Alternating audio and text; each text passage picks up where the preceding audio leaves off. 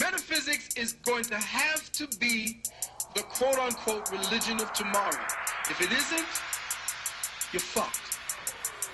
Totally and absolutely.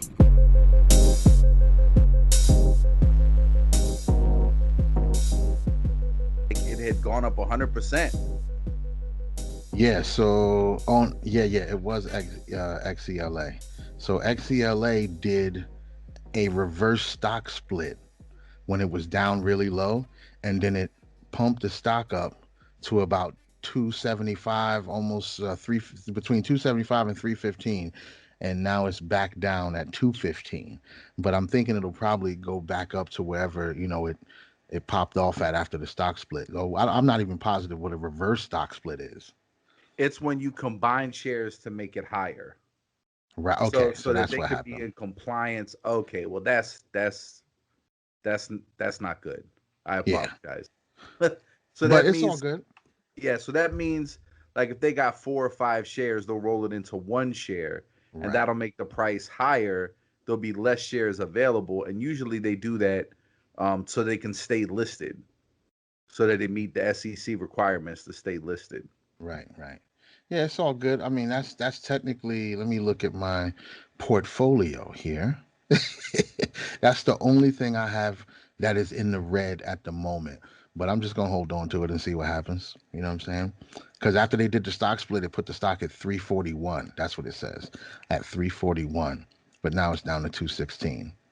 But who knows what could happen over the next few weeks? Mm. How much? What's the percentage that you're down? 16%. That's not too bad, Yeah. but I don't know. I'll research it some more. If Yeah. it might be good to bail on it if it's destined to keep going down because of the Right. split. They If just it, just get the money back in the game and do something else. yeah, if Yeah, it's not. I'm good though, man. I mean, I told you, I think I said before, I got a bad habit of holding, and I'm really trying to teach myself because that's really not how the stock market works. It's not with everything anyway. There's some stuff that you're going to be fine holding over long periods of time. Some stuff you want to be prepared to get in and out. You know what I'm saying? So I'm trying to learn that. I'm one of those long term guys, and I just need to reteach myself how to see those, 20, 15, 20% up and just get rid of that shit or get rid of some, keep some, buy the dips, like the whole thing. I'm not super as active as I want to be in the near future, but right now I'm just trying to safely grow this account. I've doubled my money, a little bit more than doubled my money. You know what I'm saying? So I'm happy about that. I'm just trying to get to a point where I can take out my initial cash investment and put that back in my pocket and then start playing a little bit more aggressively with larger purchases and higher number stocks, higher dollar value stocks rather. It's a good idea to like have some of it in long term and don't touch it, and then have a chunk of money set aside where you're not trying to look for long term value, where Right. you are kind of, yeah, jumping in and jumping out. Because I think you pay a different tax rate. I think it's considered a short term position if it's less than 60 days. I'm not Okay. sure. Okay. If you hold it for more than 60 days, I think you pay a different tax rate on it. I don't know, man. I got to Yeah. look into it. I just plug everything into TurboTax and they just tell me what I owe. Right. I haven't even planned on looking at any tax thing. As far as I'm concerned, all this money goes into my pocket, and this is all going into my No, pocket. no, And you I'm have to. You no, have to oh. listen. They report it. They report it that your account exists to the IRS. The IRS don't fuck around. Listen, the Don't IRS should be don't do it. embarrassed to come fuck with a person like me trying to make a They little should. They money. should be. They They should should be be, but they're embarrassed. not. They should be, but they're not. Right. Because I'll tell you, they came for a friend of mine. He had a part-time job delivering pizzas, um, to try to satisfy his girlfriend's material lust. He got like a third job. Like, fuck it, I'll deliver pizzas for a couple hours a night. He didn't claim it on his taxes. 8 years later, they sent him the bill. Oh, and by Wow. the way, it's 8 years late, so you owe a little bit of interest on it. A And little it bit. wasn't shit. It was easy for him to take care of. If you're fucking around like that with like millions of dollars, yeah, your bill can be substantial. A couple $100, yeah, they probably won't fuck with you hardcore, but you'll eventually get that bill. When Yeah. they get around to it, when they get through all of their paperwork, you know, their backlog or whatnot, they'll come across him like, oh, Look at this. looks like he made $600 back in 2020 during the pandemic. He came up just Nice. like Bezos and Musk did. So he didn't want to let us wet our beak. Let's go ahead and send out that bill with penalties Yeah. and interest. Yeah. Send So that right out. We got one, Frank. it's it's not gonna be much, but yeah, you got to do it. You got to do it because I don't know, man. I I already know. felt Yeah, you bad don't that want to fuck with I the IRS. I was excited that Excella was like doubled, so I'm like, oh cool, he probably doubled his money. And then you broke my heart with a yeah, asshole. It was actually a reverse split, so my shares are worth less now. Fuck face. But thanks for the hot tips, you fucking Appreciate it. stolen legacy juice box piece of shit. And Did, then and did they then flip you back? Because you were a double agent. Did they flip you back now? That's why you gave me the Zealous stock. They got you back. race traders. Yo, Race Traders is coming to life. I'm already working for a graphic. I'm already working on a graphic for it, bro. I'm telling you, it's so good that I feel like most people wouldn't even bring up. Like it's too awkward to bring up. Like, do you know what? Like, no. What do you mean? If you're thinking about that, you must be racist. This is Race Right. Traders, like shifting your earning potential into high gear. That's what we're doing. I don't know what you're talking about.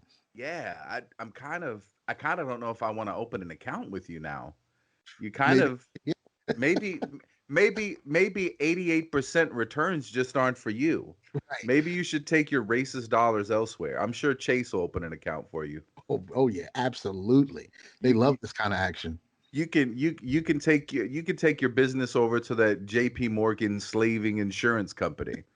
Because you know that's how they got their money, since you seem so Yeah. obsessed with race. They used to do indemnities on slaves. In case your slave died, they'd give you a payout. That's what they did. So take your money there. We don't see race at Race Traders. All we see is profits.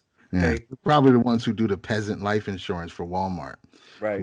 When when their employees die, they get paid because they're the ones that's losing out, obviously. But we got a freaking. Oh, also, I can't forget about lunatic stock tips. Lunatic stock tips, yeah. Yeah, lunatic stock tips is also special. I feel like that could be one of the next hot Reddit pages. I saw the ticker symbol in a fever dream, and we should put everything on it. Holy shit! That you know what? That would be the best defense against people who try to be like, "Yo, you gave me bad financial advice." Like, bitch, I said I saw it in a fever dream. If you took that as financial advice, I think you got bigger problems than me. That's all. Because I see all of these guys I watch. That's the first thing they say. This is not financial advice, and then they go, "This is a great play. Try to get here's your strike price." They go, so this isn't financial advice, right? Yeah, They just well, try to protect themselves from the algorithm. for right now, I think it's kind of like that fair use clause, right? You put fair use on it. Technically, you can put anything you want. YouTube selectively enforces, like they've taken down some people's pages or given some people strikes for showing footage of violence that's in a news story. But then another news agency like ABC or the Young Turks, they'll show the exact same footage and not get strikes. Right. So it's selective enforcement. So if you come across the wrong person, if you get into the nostrils of a vengeful and angry God over at YouTube, then yes, they will be like, yep, technically, yeah, we got to get rid of you. But I think you can get sued because if you're not like a legit financial advisor, I guess you got to have certain licensing. You're not supposed to be giving anybody any advice. So they got to put in there, yeah, this is for entertainment purposes only, right? But if you're just saying, hey, this is what I'm doing with my portfolio, these are the things I'm investing in and why I'm investing in it. I mean, I don't know how they would realistically regulate that. Right. That's crazy. You don't need no credentials to be a life coach. But to No, call yourself a financial advisor, you're gonna need some paperwork to prove that, buddy. dude. My girl bought the Big Short Yeah. on Amazon. You ever seen that? No, I heard about it. I didn't watch it though. Oh, It was dude. about like some housing bubble type shit, right? You have to watch, and you know I'm not a movie dude. You know I've made at least 14 commitments to watch movies you recommended, and I haven't watched Yes. any of them. So I'm I'm not a movie guy. This movie, yeah, man, is great. I started the book, but I never finished it. I've got too much media I'm trying to consume at once, and I'm really behind. But movies are better anyway because I feel like if I read the book, I might get a little bit more of the details, but I feel like the movie does a great and thoroughly entertaining job of getting across like the bullet points, the Right, main right. themes. But yeah, it not only was it about the housing market, right? It gets into the specifics of what the financial instruments were that brought it down and how they pretty much knew it was complete bullshit, but they were just banking on the fact that everything would be okay. Like, yeah, no one's ever going to find out. Like, it'll be all right. It'll be all right. And they were making too much money to really consider the fact that, yeah, you're going to destroy the financial market. And then at the end of it, they kind of have this dialogue between the two guys that saw it coming. And one of them is like, I think it's based on a dude named Steven Weissman, but his character I think is called uh, Mark Baum in the movie. It's played by Steve Carell from Right. 40-Year-Old Virgin. Yeah. So he kind of has this righteous indignation where like he hates Wall Street. He's always angry about how corrupt and evil it is. And so he's in therapy to try to cope with the fact that he works in this industry, but it's like you can't do the right thing within it. All the incentives are to be a complete scumbag. So at the very end, he's having a conversation with the dude, and he's like, well, at least some people are going to prison. At least it's like, no, nobody's going to prison. Well, at least they'll change the law so they can't do this again. No, no, they're not. They're not going to change anything, any of the laws. And the worst part of it, I couldn't figure out why people were nonchalant about it. So nonchalant, I thought they were just like really just stupid. And it's like, no, they didn't care because they absolutely knew when it all when it all falls apart, that they know that the government's going to bail them out because the government has no choice. That's why they could be so reckless.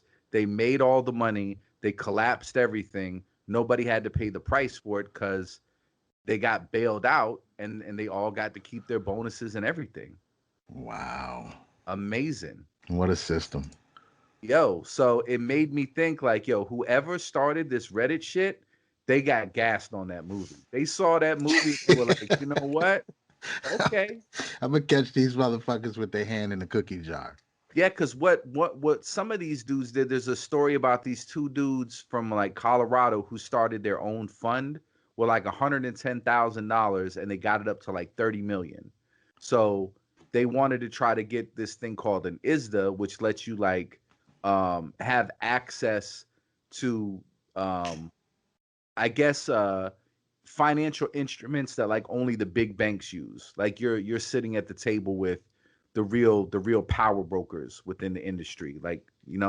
So Yeah. they couldn't get it, so they went to their friend. And I thought about you when I saw it because he was a guy that used to work on Wall Street, and he got so disgusted by it after working for J.P. Morgan that he moved like out to the country and just started growing his own food. He's like, this is all destined to crash. What you really need is seeds. You don't need financial instruments. Mhm. Like this is all he got so sick with the corruption, but basically he helps them to get access to the financial instruments that they need. And so they bought these credit default swaps, which were basically paying like 10 to 1, 20 to 1, or even 200 to 1, because it was so like, this is never going to happen. The housing market will never crash. So the people were laughing as they're taking their money. They're like, yeah, the premium payment on this next month is $80 million, or for the year, you're going to owe like 90 million. And so these dudes that saw it coming, they just kept paying, and they even started buying more. They're like, okay, cool. You guys are going to sell us more. We want to buy another 200 million worth of these credit default swaps. And then the banking system did everything they can to not pay out. So they started saying like, yeah, well, just because people aren't paying the mortgages, it doesn't mean the securities are in any danger. And they're like, bitch, that's exactly what makes the bonds worthless is if they default over 8%, and you're getting people are defaulting all over the country. Like the housing bubble is here. Like, how can you still say these are rated, AAA ratings for these bonds? And they just kept like kicking the can down the road and denying it because they didn't want to pay out, because they're like, if we pay these dudes out, like, we're liquidated. Like there's no way we can pay out. So they kept trying to like stall it. Like, no, there's no correlation between these bonds and the housing market falling apart. So it's a story of all these dudes that saw what was happening, and they all took all kinds of shit. Like their fund managers are screaming at them and pissed off. Everybody wants their money back. Like, you're not gonna, don't keep my money in this. We're losing too much. But these dudes were like, listen, it's inevitable. As soon as these adjustable rates start changing, people are gonna stop paying their mortgages. The bonds are gonna fail, and we're gonna get paid huge. And people are like, yeah, but this has never happened before. So you kind of got to respect that level of ballsiness. Like, people are calling and threatening to sue you. Give me back my fucking money, you piece of shit. My lawyer will be in touch. Like, that's pressure. And for you to be so confident, like, this thing that's never happened before is going to happen. And not just fuck up the American market, fucked up all of the Western world. Like, Europe got fucked up. Greece, we helped run Greece into the ground and make them completely insolvent. Spain, everybody got fucked up. Everybody that was in the world financial system, and people made so much money that they collapsed it for the rest of the world. People lost their jobs.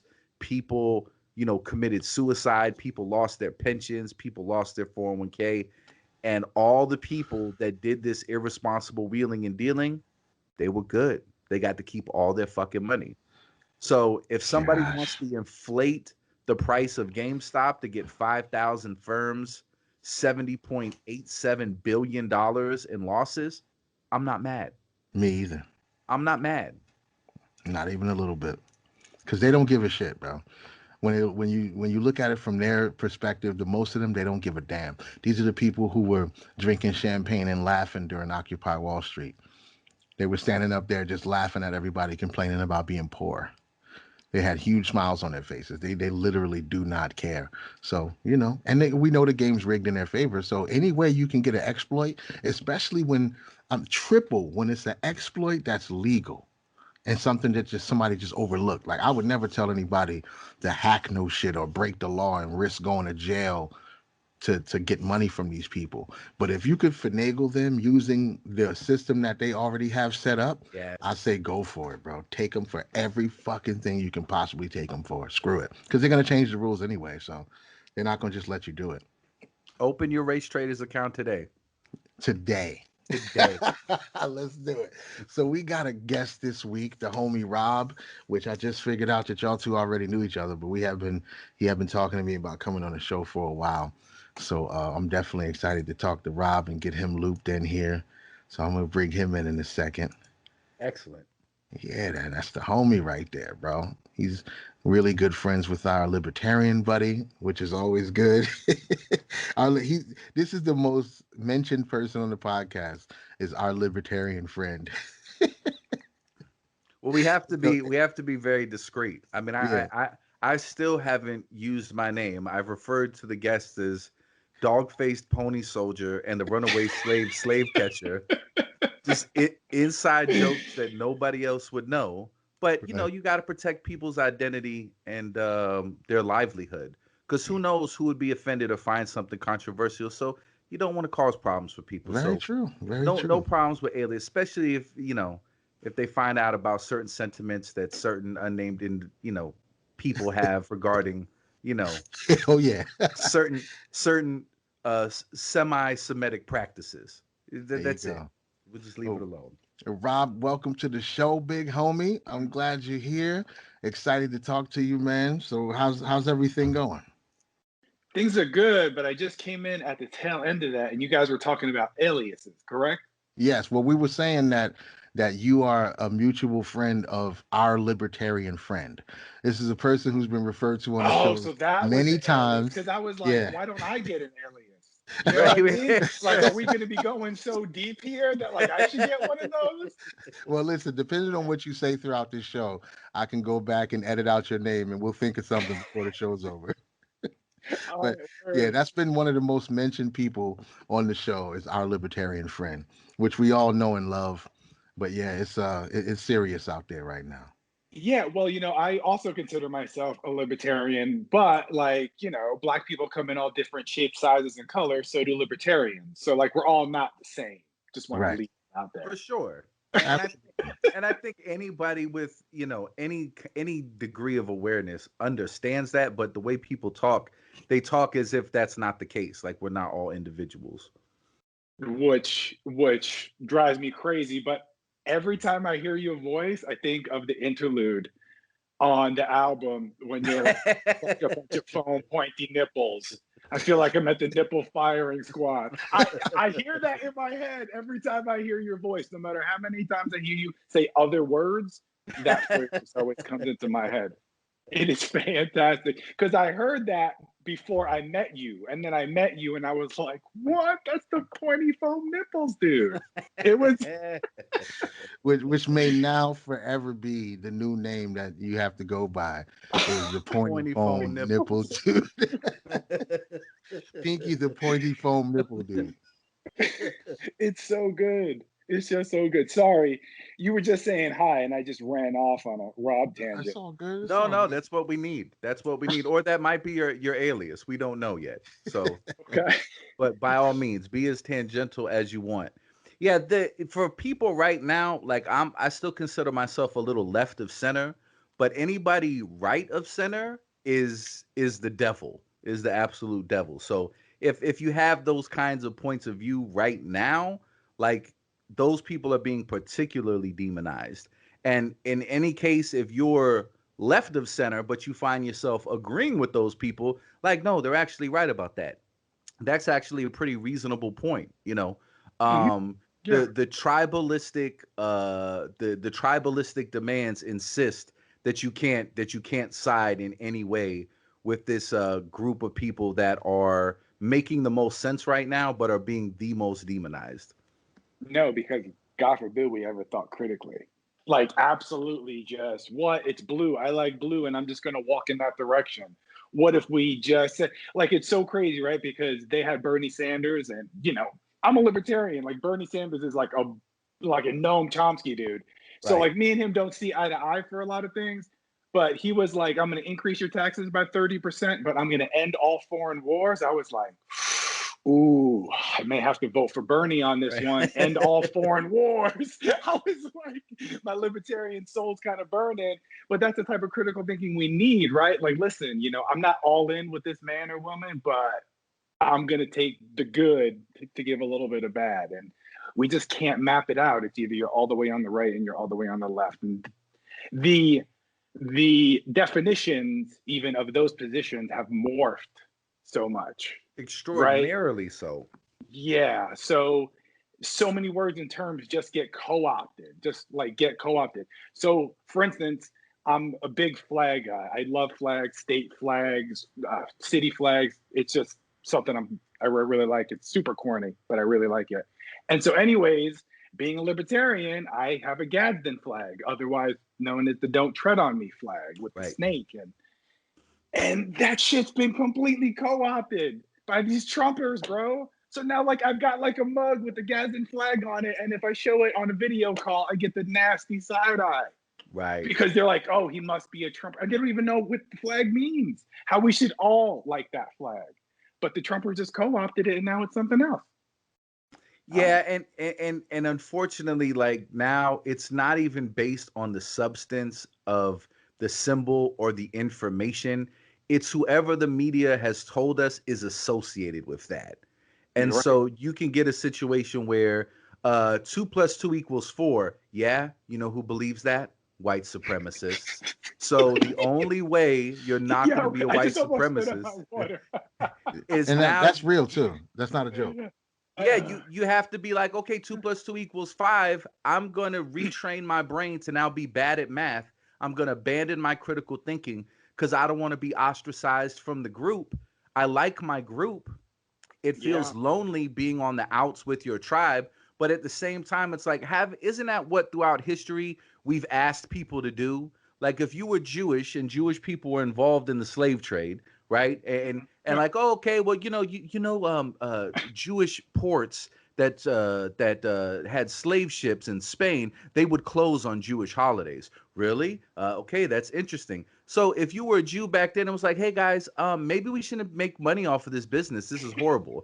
You're going to be isolated by all of the Yeah. people you grew up with, people that you love, but you're trying to stand up for something that's the right thing, but you would be ostracized. So people say like it's an easy thing to do, but Mm-mm. I mean, I know in my own experience, just trying to reason with people, that I love, that I've got relationships with for a very, very long time, as the media has made everybody um so polarized and so in this kind of tribalistic thinking where we can't analyze the substance of an idea, but just because we're told this idea is associated with these kinds of people, it's poisoned the well to such a degree that you almost have to, for your own integrity, be willing to be the villain and be ostracized if you're gonna stand up and say the right thing, or at least say like, Yeah. hey, this isn't a symbol of white supremacy. This is, like you said, it's a symbol that all people should embrace, of like, listen, don't let these criminal fucks push you around. Like, if governments get Hmm. corrupt, right? And that people, when they have this degree of power, they can abuse it. This is Because just they're expressing, people.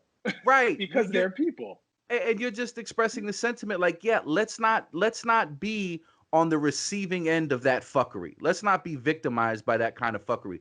That's what it means. Okay, well, we're saying it's a term of white supremacy, and if you posted the Gadsden flag on your Facebook, you can't be trusted to guard the Capitol in DC. And they sent like 7 people home. They were just like, thank you for your Wow. I service, didn't but even you, know that, bro. I didn't even know yes, that.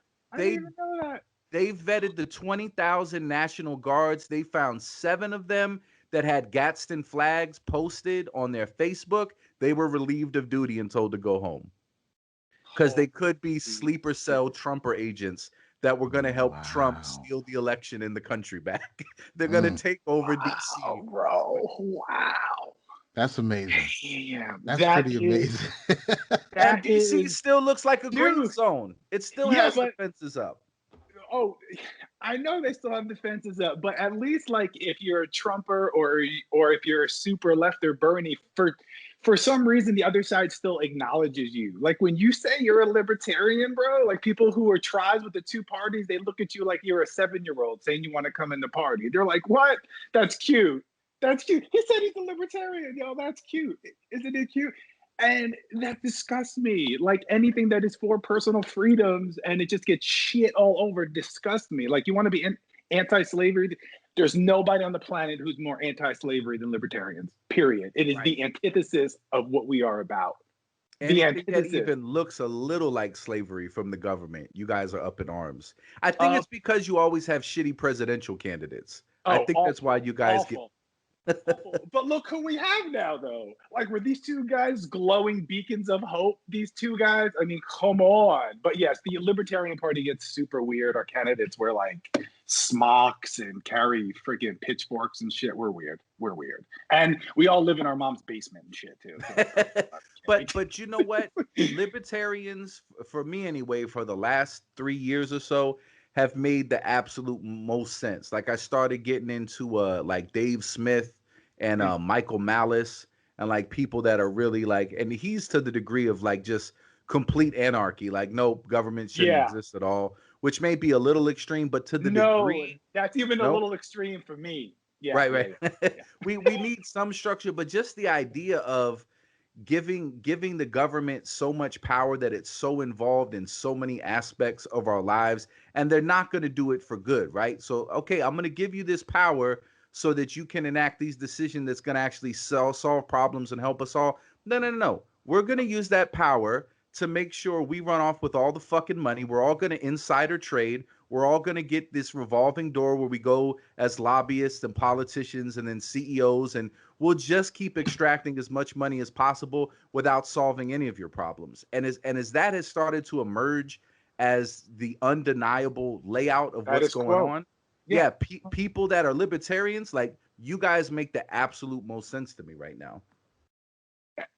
And it's just so tough. The toughest part about the whole thing is that as a population, we're asking for it. We're begging for it. Like it's it's about to be the first day of Black History Month, and Dr. King's Day was a few days ago. So like I started diving into what he was actually saying. And in my opinion, he would be appalled right now. Like one of his best quotes is freedom is never given. And we're over here lining up to just hand it away, hand it away, hand it away. It's crazy, bro. It's That's crazy. what people do when they get scared. When people get fearful, I think one of the times I noticed it the most was post 9/11 and the whole Patriot thing. That was the first time that I, with my own eyes, understood what was happening. Because and you could apply it to anything. If somebody comes into the neighborhood you live in and says, "Hey, we want to put cameras on everybody's mailbox," a lot of people would be like, "Nah, fuck that. I'm not feeling that because privacy and everything else." Yeah. Let you hear 3 of your neighbor's children were abducted over the course of the next 6 months. Cameras everywhere. You would demand that there were cameras on your mailboxes. Right. You know what I'm saying? And it's not like, oh, you're giving away your freedoms. With what's happening in these course of events, you're going to feel like this is the smartest thing you can do to protect yourself, even if it has a slippery, nefarious slope attached to it. If the right things happen in the right amount of time, you're going to ask for the thing that, like you said, a year earlier, you would have seen as a horrible, intrusive move by the government or whatever. So that when people get scared, they will definitely hand over what people consider freedoms in order to feel safe, not even necessarily be safe, just to feel safe. Just to feel safe. I mean, easily too. Like beg for it. Like should people just be able to walk around like this? Like beg for it, right? And remember airports, bro? Remember airports pre 9/11? Bro, dude, yeah, pre 9/11 airports were gangster, planes were gangster. You just walked right in on that shit. You sat down, bro. I'm old enough to remember smoking sections on planes. Who thought that shit was a good idea? But I'm old enough to remember that shit. Now that shit is buttoned up. You can't have no fun. I have flown since COVID. Bro, you can't even get a hot cup of coffee on the plane. They like hand you out Ziploc bags with a bottle of water and some crackers. And then they go sit down in the back. So their whole shit got upgraded. They chilling right now. They like, I just go put my feet up in the bag. I ain't got to give y'all no peanuts. I ain't got to fucking walk down the aisle and ask you what kind of drink you want. None of that shit. No, like halfway through the flight, because I flew all the way out west. Like halfway through the flight, they got up and gave you a second bag. Well, just to make it worthwhile, I got to make it look like I'm working. Wow. But yeah. And look how, but anyway, look how we were talking about 9/11. Look how fast that integrated into society. How quick it became normal. People telling you to take your shoes off, and I bet for the first few months, people were like, "Yo, this is crazy. This is bullshit." And now it's just life at the airport. Same thing with COVID. Everybody's freaking out about the mask and everything else. If this is some kind of coordinated government effort, if they really wanted to be over the course of the next year and a half, it will be completely normal, especially for young people. Young people, they put on new shit and they don't even think about it. They just keep it moving. They just keep it moving. They'll be wearing masks. Everybody over 30 will be like, I can't breathe. And fucking young kids will be wearing masks at the skate park, doing ollies and kickflips and shit. No problem. Yeah, that'll just be life. Right. It'll just be normal to them, And that's, who knows? I don't know how much truth there is to that shit, but there is a lot of real weird mathematics and statistics floating around as far as this shit is concerned. There's a lot of don't see man, why'd you have to open this door? We don't. I don't want to get too deep into it because it's basically going to be conspiracy theory, but you can objectively say that everybody else is talking about statistics are white supremacy. I just remember that. That's true. Sorry, I totally forgot. Statistics are completely white supremacy. Any gathering of information to prove anything is white supremacy. Research, any of that. Unless you're consulting the Akashic records in your meditation, I'm gonna have to call it white supremacy. Oh my, oh man. So like I fall for the whole, if you gamify your fitness, like, cause I'm super competitive.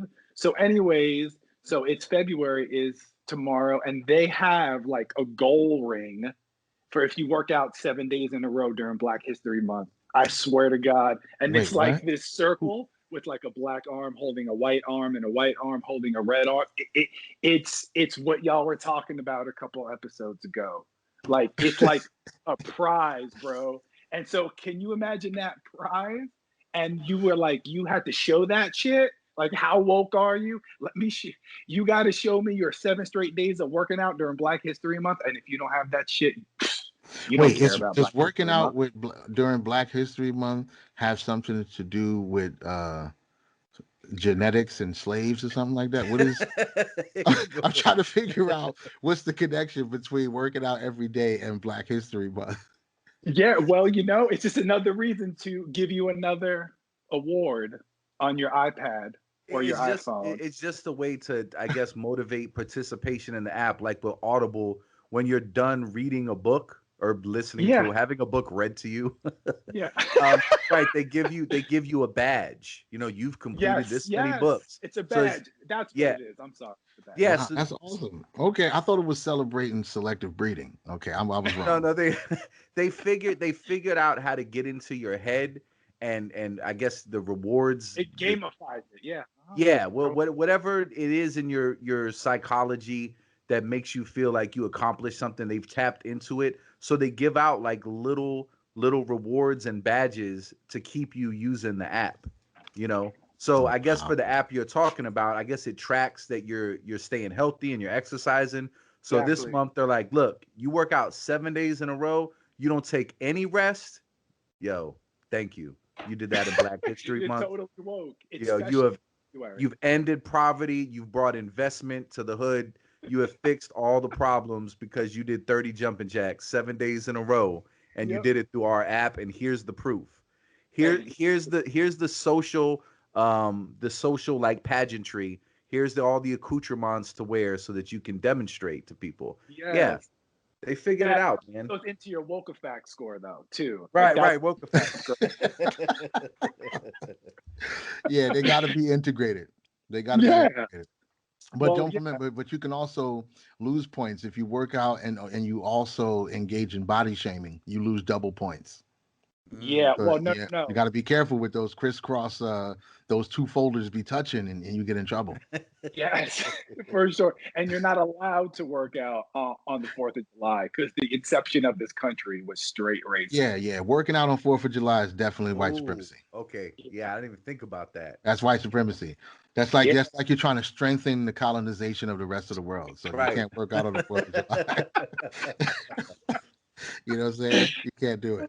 Or they Yeah. or Everybody. they change all the names of like all the exercises. So when you log in, calf raises are called colonized raisers. Like they got different names. Push-ups are called holding people down. Like you're practicing pushing them down. Oh wow, dude, just Uh, reverse Right? engineer, reverse psychology, the whole shit.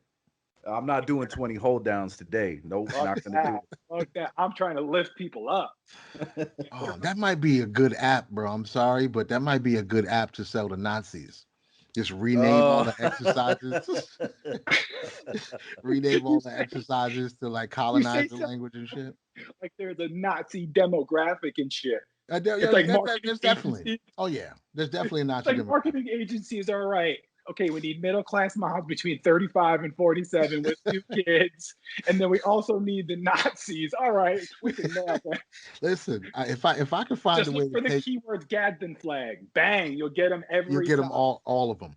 All of If them. there was a way for me to take a lot of money from self-identified Nazis, I'd definitely do that. I I definitely don't do. That's one thing I've never understood. With for some reason, I like think it's it's an untapped market for a reason, though. I don't think there's a lot of surplus, or I don't think there's as big of a market as you think. I think even yeah, if you got every single one of them logged in and got Mhm. them committed to like reoccurring revenue, like to pay $15 a month for the app, I don't know that you're doing big numbers. Because I guarantee you, with as pieces of shit, some of the people in the advertising world are. I absolutely guarantee you, if there was money to be made, they would be making pro-Nazi ads. It's because What? it's so unpopular is why they're not. Right. That's If it true. was going to generate revenue, there'd be little subtle things. People would be drinking milk and throwing the OK sign up. Like in the background, you'd see it for like a split second. Yeah, there would definitely be. I No, think the problem with or okay, wait, two problems here. There's okay. two problems. One problem is that they're being too narrow, and the second problem is we look at revenue the wrong way. The first problem you solve by widening the scope, because I'm not just talking about like, boot wearing skinhead Nazis. I'm also talking about, the guys who tell racist jokes at the bar. We're going to put them in the Nazi group too for now. Okay. So Whoa, if whoa, they're whoa, whoa! racist, if you That's a call people the big N jump. word at the red light, you're going in the Nazi folder. Like all of them are going in the Nazi folder because we can't really sift through him. And he's just a little racist. He's a bigot, but not a Nazi. Like we're just putting them all in the Nazi folder. It's easier to file them.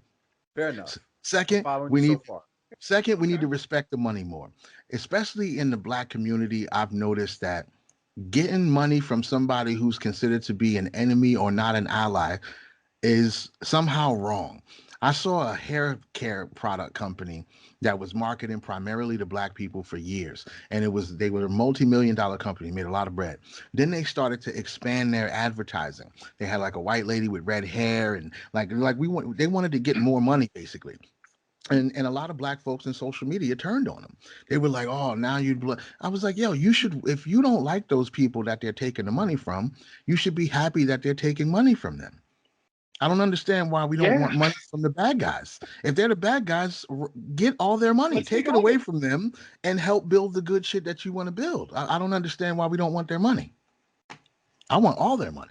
Nazis need financial advice too. Bad financial Listen, advice. That no, true Nazis have $0. Maybe that's why we're not marketing. Because even if you got them all signed up, they leave right after that first month free trial. They are right. not coming back. Yeah, that's probably true. Too. They've already been They're pounded down so much in society. Like they're persona non grata. They can't have PayPal's, all that shit. So they're no, probably screwed no, us already. no. Did anybody in American History X look like they had their shit together? Any? Yeah, the dudes were not balling. They were Not not one balling. of them. Right. They're You ever always seen a sitting on Nazi a bench. balling in real life? You ever seen a dude buy out the bar at the strip club, say throwing money With the around? It's just a swastika Nazi. tattoo on his neck and the iron cross. Yeah, it's never Yeah, happened. That's hilarious. that's I never true. thought Holy about shit. that. Dude, Nazis don't ball out. Even if they have the money, I bet they don't ball out. Why don't Nazis ball out, bro? I I think don't know. I think I think that's a genius idea. There needs to be a black owned company, and that's like their tagline. Nazis need storage food as well. Whatever product you're selling, like you just like listen, they're consumers as well. We want to Right. tap that untapped market of delivering basic goods and services to Nazis Right. in the Definitely name of free market capitalism. It's get hard to all of make the their money, argument bro. against. Yeah, Nazis need shoes too. Let's make some right. boots that Nazis like and sell Oh, them. whoa. Get them We all paying know $200 a pair. Like we we all know the paying boots that $200 a Nazis like. pair for slave Nikes. Was it like Doc Martens? There Yeah. you go, the high Right. ones with the red lace. Right. With some suspenders. But I'll tell you what, man, you see a bunch of them together. I mean, like I don't see them anymore because I live in the burbs. But when I was growing up, man, you see a bunch of them together, you cross the fucking street. You go on the other side of the street. Like you don't even get close. Some of them Where are real. wasn't it in like Oregon where like the Nazi movement was pretty big at one point? Like I don't know if it's like the 80s or 90s or what. I think so. I think so. I don't Which is see. like so coincidental. Right now, look at Oregon. I mean, are you kidding me? But you know what? I think I think it's an overreact. It's like how in Germany they'll go so far out of their way now to be like, no, no, no, no, we're absolutely not racist. Like, yeah, you had a really bad couple of years there that you understandably feel a little sensitive about. I think maybe that's the thing with Portland because it was a Nazi hotbed at one point, and they were kind of known for that. Like, there's really like this allergic reaction to make sure they're not associated with it at all, to the point where they're just calling everybody Nazis and launching Molotovs. Like like it's their job. Because legit, every time I see that shit, I'm like, none of these motherfuckers got to go to work today, huh? None of them. Not a one of them is like, hey man, I can't make it on Thursday. I got to get into work. Like, no, that's a lot of people, and they did that shit for like 2 months. Yeah, yeah, What? that's a level of commitment, and that's that's kind of why I like this whole the GameStop thing and the short squeeze, because it had people from all of these different political on different ends of the political spectrum all being united in like their hatred for Wall Street. Like the thing with the Nazis and and all that protest and Yeah, everything yeah, is yeah. so divisive because they're fighting for an issue that nobody's disagreeing with. Like there is no pro racism, pro police brutality like demonstrations. You know what I mean? And so Yeah. that's why they have to paint some of the people on the other side as Nazis and white supremacists, even if like actually we're just for sound fiscal policy, is nothing to do with that. But they have to paint them that way, otherwise it's like there's nobody to fight. So Well, it's let yeah. me Go ahead. let me submit one thing though, just to be devil's advocate here. If if you don't accept that the thing other people are complaining about is true, Mm-hmm. that also seems like you could be pro the thing that they're complaining about, even if you're not. So, for example, No, there's a no. lot of You're people right. who gathered around the idea that the Holocaust never happened. And, True. and they're not looked at as people. They're not just Holocaust deniers. They call them Nazis too. They see that as an Mm-hmm. active support of the atrocity that did happen, even though not many of them people are saying, yeah, you should kill as many as you can. I'm glad they did it. They're saying, I don't think it ever happened. I think they're lying. But that's still super offensive, and almost like that's one of those things that people would claim is a violent, position to take. Like Which is they, silly. which is definitely silly. But the people who are considered Holocaust deniers, that's like one of the worst things you can be.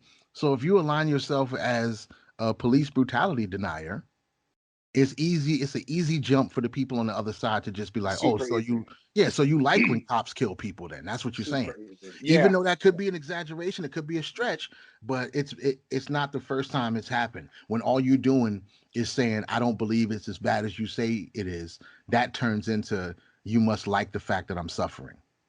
Well, not to defend Holocaust deniers, but my understanding is a lot of the people that get labeled Holocaust deniers, they have some serious questions about the numbers. Yeah, It's just yeah, about the numbers. They're yeah. not saying it never happened. They're like, I But think the what it, 6 million may be an exaggeration, but I don't know. I don't know what's the Who wants difference. to Let's argue say it that was point, only two. right? I don't care, right? But it's like but I'm hold not on. mad that those people exist. But if it was Yeah. only 2 million, I mean, could we just agree that bad stuff is bad stuff? And like, I don't gotta impress you with the number. Like, I don't know. It just seems like a silly debate. Statistics are Yeah, racist. yeah. Remember? Terrible Statistics argument. are racist. Yeah.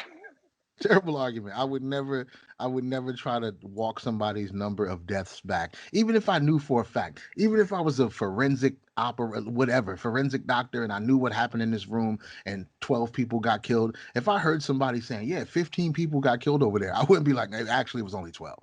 That just sounds like a dick move, bro. Like, you can't uh, And that correct shit people. happens. And that shit happens every day with this COVID shit. Every day somebody's like, yeah, but they had the flu and shit. Like maybe Yeah. 100,000 people died, but it definitely wasn't 200,000. Uh, And I'm just like, whoa, You know what my whoa. favorite one is? My absolute favorite one that I hear so many people say. It's like, yeah, hundreds of thousands of people died. It's like, yeah, but they had pre-existing conditions, though. It's like, motherfucker, do you know what percentage of this country has pre-existing conditions? What would be Yeah. considered pre-existing conditions? Everybody. It's like, oh, Yeah. well, they Well, weren't in good shape. What percentage of the country is in Yeah, good we're shape? the fattest yeah. country on earth. Yeah. Yeah. But then think of where that perspective is. So when you say that, they're not thinking about the person who just died. Right, They're thinking about proving their point that this right, isn't as bad as you think it is because I'm healthy and I'm going to be fine. Nobody's thinking about the 72-year-old grandma right. who died It's just I need to be right. And And most listen, of them are also wrong. Most of them are also wrong. They well, smoke most of weed. all of They us are probably do wrong. coke on the weekends. They're not doing they're not doing all their jumping jacks in Black History Month. They're just not. They're just that's just a fact. You know, so most of these people are not. They're eating a lot of Wendy's and KFC and Chick-fil-A and shit like that. But for some reason they feel comfortable saying, oh, but those people had pre-existing conditions. It's ridiculous how delusional Yeah, they are. yeah. And listen, I'm not like lock the doors and stay in until COVID, guy. Like that goes, against my libertarian core. But like me wanting, like not wanting my freedoms being taken away, doesn't also mean that I like to see people die, right? Like those two things are joined at the hip. Like I could want my freedoms and still want people to stay alive, right? Right. But people can't For even sure. see that. People can't even see that.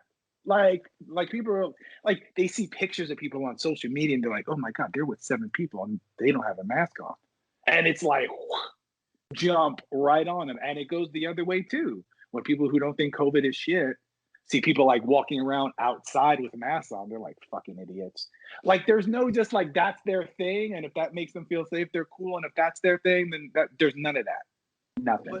But that's Yeah. because all of the arguments, the way that they're framed in such a way so that nobody's allowed to be reasonable and nobody can concede to the other side when it's legitimate. So as soon as the mask thing and COVID became like a political issue, like if you're terrified, you're morally righteous and you're woke, and if you completely scoff at it, right, you can be then obviously you're a Trumper.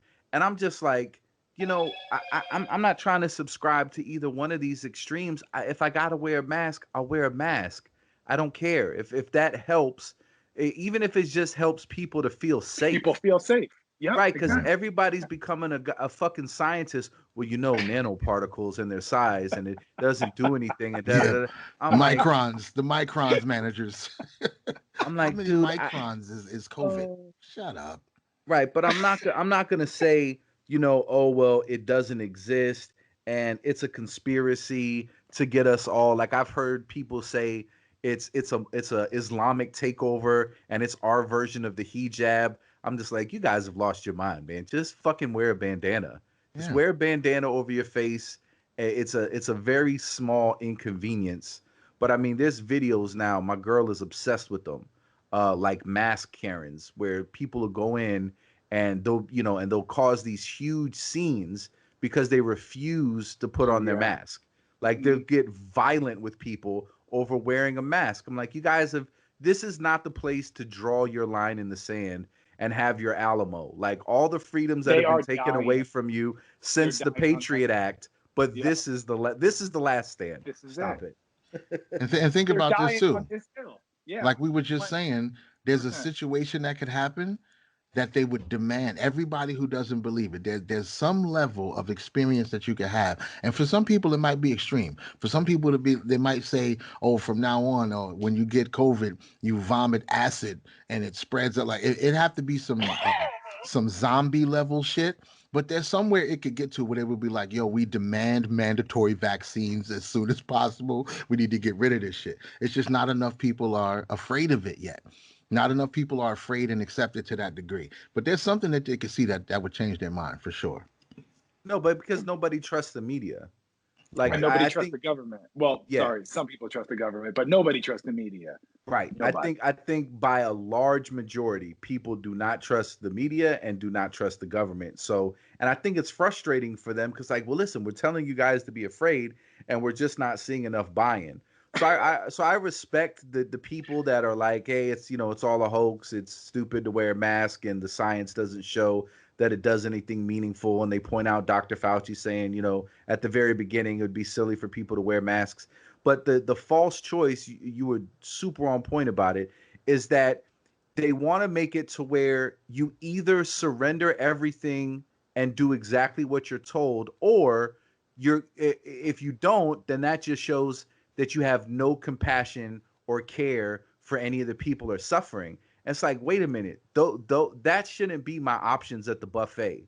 Like there shouldn't just be two plates, and I can either have completely surrender everything and don't think critically about anything and just disregard all the scientific data out, or I just want to kill everybody and I have no compassion. Like there's a happy median where, you know, you are willing to make some concessions for the sake of safety, you know what I mean, and you're willing to adhere to some rules and regulations because you understand it's an extraordinary thing going on, right?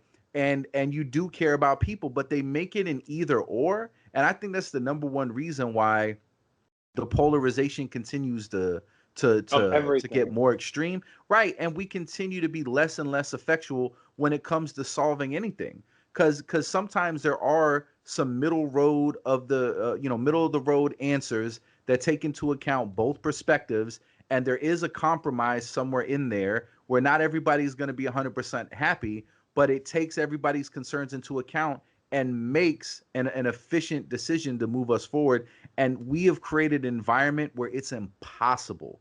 It's absolutely impossible to go there. And everybody's like salivating when they ask you questions. Like I noticed even in some of the ways you were framing things, or before you would, you know, give your opinion, you're like, well, let me preface it. Like, I want you to understand that I am compassionate and I do care. And we all kind of have to talk like that now. Caveat. Yeah, we all Right. have a caveat.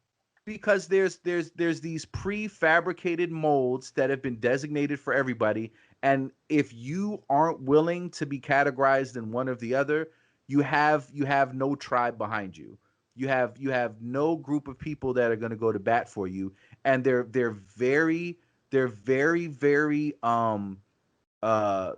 not forgiving at all. They're very harsh. Like as soon as you deviate from what you're expected to conclude, and we've put all of these conclusions attached to these identities that we're trying to put onto everybody, as if there can't be somebody who's like, yeah, I like Bernie Sanders. I do think we could socialize some of the solutions, but I don't like everybody being told like they have to wear a mask like when they're with their family at Thanksgiving. Maybe that's too much. Yeah, some of those people exist. There's people on the right who are like, yeah, I don't like all the regulations. I don't like the way government intrudes and has all these unnecessary steps that hinder business. But I do think Wall Street's a bunch of fucking crooks, and there should be some things done to rein them in a little bit. Like there's people that have beliefs that don't fit into each one of those categories that is trying to be foisted upon us all. Yeah, but nobody wants to hear from those people, right? It's like the old Right. story, you know, it's like the old story, you'll never leave the news with plain land safely, right? It's like Right, you're going right. to talk about the freaking crash. And so we've become so addicted to conflict and viewing conflict and consuming cable news and consuming the media and then just working your way into your own echo chamber that all we get is conflict. So when something hits the news cycle that is in conflict, we don't give a fuck. Do y'all remember last year when the CIA, when the Pentagon released a video of a jet following a UFO and we Right. scrolled right past that on Twitter like it Yeah. was another ad for Dick's Sporting Right. Goods? Right. We didn't give a fuck. Yeah, We that's did. true. I Well, was a like, are few y'all people did. seeing this? A Like, few are people y'all did, because seeing I this? remember popping a few. I was pissing on some parades a little bit. I ain't gonna front, because people were like, "Oh, did you see there was the aliens?" I was like, "No, it was a UFO." I know, but that's like aliens. Like, no, that means unidentified flying object. Like, I think it was some kind of ship. Like, no, it was unidentified, buddy. Like, so you just got to keep reminding people, because once they saw it, they took these huge leaps. I remember people taking huge leaps. Oh, bro, I Government took admitted some that there's huge leaps. aliens. I was Like, no, the clearing, government did not admit that aliens exist. That's not what happened. It bro, I was was weird. It was some clearing crazy hurdles. footage, though. No, dude, like I went way overboard. Like I was like, yo, man, maybe Trump was right. We didn't need that Space Force shit. Like I'm Space Force. We need it, bro. They're coming. bro, Space Force is a real thing, bro. The first academy just graduated 2 months ago. I shit you not, my friend. That is a real thing. Oh, I'm sure. I'm sure it is a real thing. And it, people shoot Our monkeys into taxpayer space. dollars are going to Space Force. Right. Space Because Force. there's a big Space problem. There's a section of people on this planet who I feel like have already decided that the only thing left to do is leave it. And it's people with a whole lot. Elon Musk talking about Mars and shit. Like, they're so interested in leaving, which makes me believe some of this Yakubian story anyway, because they act like they were never from here in the first place. And I don't know why so many people are focused on it and loving it, but I would rather be part of the group that stays here while everybody else leaves. I'd rather stay. I kind of want everybody to go. I wouldn't be Just mad. I wouldn't be mad. Just No, dude. if the paradigm is rape, pillage, extract, go take that, terraform Mars so that you can kill each other over getting Mars oil. If that's what you want to do, go ahead. Yeah. The rest of us that are here, we'll find a way to peacefully broker out responsibilities and use things wisely. I'm fine with that. I'm fine Yeah. with yeah. 1000%. Like, I'm obsessed with Vikings. I read about Vikings. I watch the show. I love Vikings, but I love Vikings like I'm watching somebody else do some cool shit, right? Like MMA or watching football. If I was alive that time, I would be the one being like, good luck, y'all. And I'd be chilling back in the village, tending to my crops with my wife and my kids. I wouldn't have to be all in other people's shit trying to take their shit over. Like, I'm just going to deal with my little plot of land. But it's cool to watch him do it. Yeah. But that would not be me. The Vikings are the ones who we figured out recently. The Vikings consolidated European beauty standards. That's so true. The Nordic people are the standard. Yes. Right. Yes. And you know, it was maybe not the best of ways. It may not have included a 100% consensual activity, but you know, they had a way of finding who they thought were the most beautiful people and keeping them. That's just that just was their job. Boats and rape, pretty much. I mean, they fought a little bit too. I'm sure they fought a little. There was some fighting too, but mostly boats and rape. I know how to build a boat. I know how to rape. No offense to anybody with Viking lineage. There's no offense to anybody who has Viking bloodline. I'm just saying. Well, we were going down a slippery slope there, right? Because at first we said Vikings were like the model of beauty for Europe. So that is, I mean, that's Vikings how they became so that the model. Super racist. That's how they became the model of beauty for Europe. It was like, we're just going to keep all the pretty women. We're going to find them and keep them. If you do that for a few hundred years, dude, I mean, listen. There's some like cute Genghis people. Khan, they say what? Like 1 in every 16 people in Western Asia is somehow related to Genghis Khan. That's how much he was spreading his seed. Can you imagine that shit? And that's one dude. Imagine all the Vikings going all through Europe and the Mediterranean. You're on to something for sure. Yeah, the Italians was chilling for a while until the Moors came and fucked it all up. Well, the Moors fucked up a lot of people's shit. The Italians were doing fine till the Moors came. Yo, but isn't it crazy how little you learn about that in school? Yeah. Oh yeah. Yeah. They don't want to tell you. Why would they want to tell you about that? Can you know, like, how little, right? Like, listen, so I don't know a lot about anything, but if I know a lot about anything, it's history. That's like the only class I paid attention to in high school. It's the only thing I read that's not business books now. Bro, that was a long period of time that they went all the way from West Africa, all along Northern Africa, and all the way through the Middle East. They ran all that shit. They went up into Spain, took that shit over. They ran shit. We don't hear about that shit at all. We hear about the Greeks and the Romans. And that's they did some nice things too. It wasn't just all, you know, beat downs and rape and the force of Islam. No. They did some nice things too. They built barns and taught people not to live in the same room as their sheep. That was cool. I think that was very cool. The corral, that was a good idea. Don't sleep next to your cows. You know what I'm saying? And stop throwing your excrement out the window. And we'll teach you guys a different way to do that. There was some cool shit happening there. But all these dynasties and all these empires, you know, most of them never last more than 500 years. Most of them were like 200, 300, 400 years. That's where we're at now. Like I said to you yesterday, brother, like maybe all this shit that we're going through now and just getting to the singularity and then falling all apart and starting all over again, maybe this was just all imminent. Maybe no matter what we did, we were on this train. We were going to get exactly where we're going because we're human beings. And this is what happened to us. And that's why I think the smart money is just figuring out how to navigate it and what to do afterwards rather than trying to preserve it, because nobody's happy with it. Like it's become more and more apparent that the only people that are trying to preserve the status quo are like the George Carlin villains, the people that run off with all the money and keep us fighting with each other. So nobody's really invested in keeping what we have.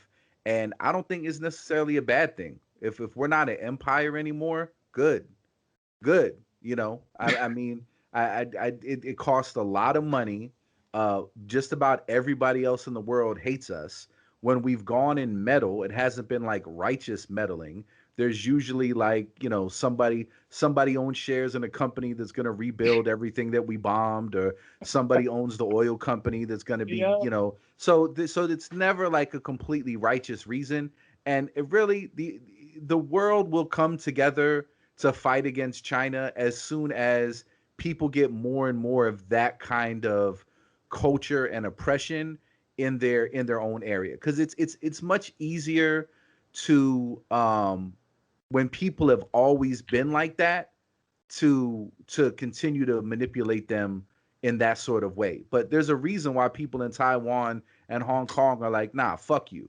Once you've tasted a little bit of freedom, you're not trying to go that direction.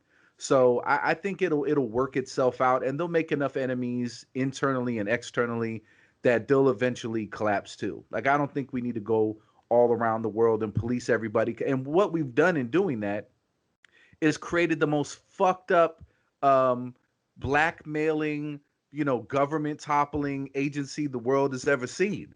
You know, Yep. like, is there anything Evil. good about the FBI or the CIA Yeah. anymore? Like, have they used any of this intelligence gathering to do anything righteous? Nah, fuck them. I'm good. I'm good. Yeah, it's 1,000. real shit.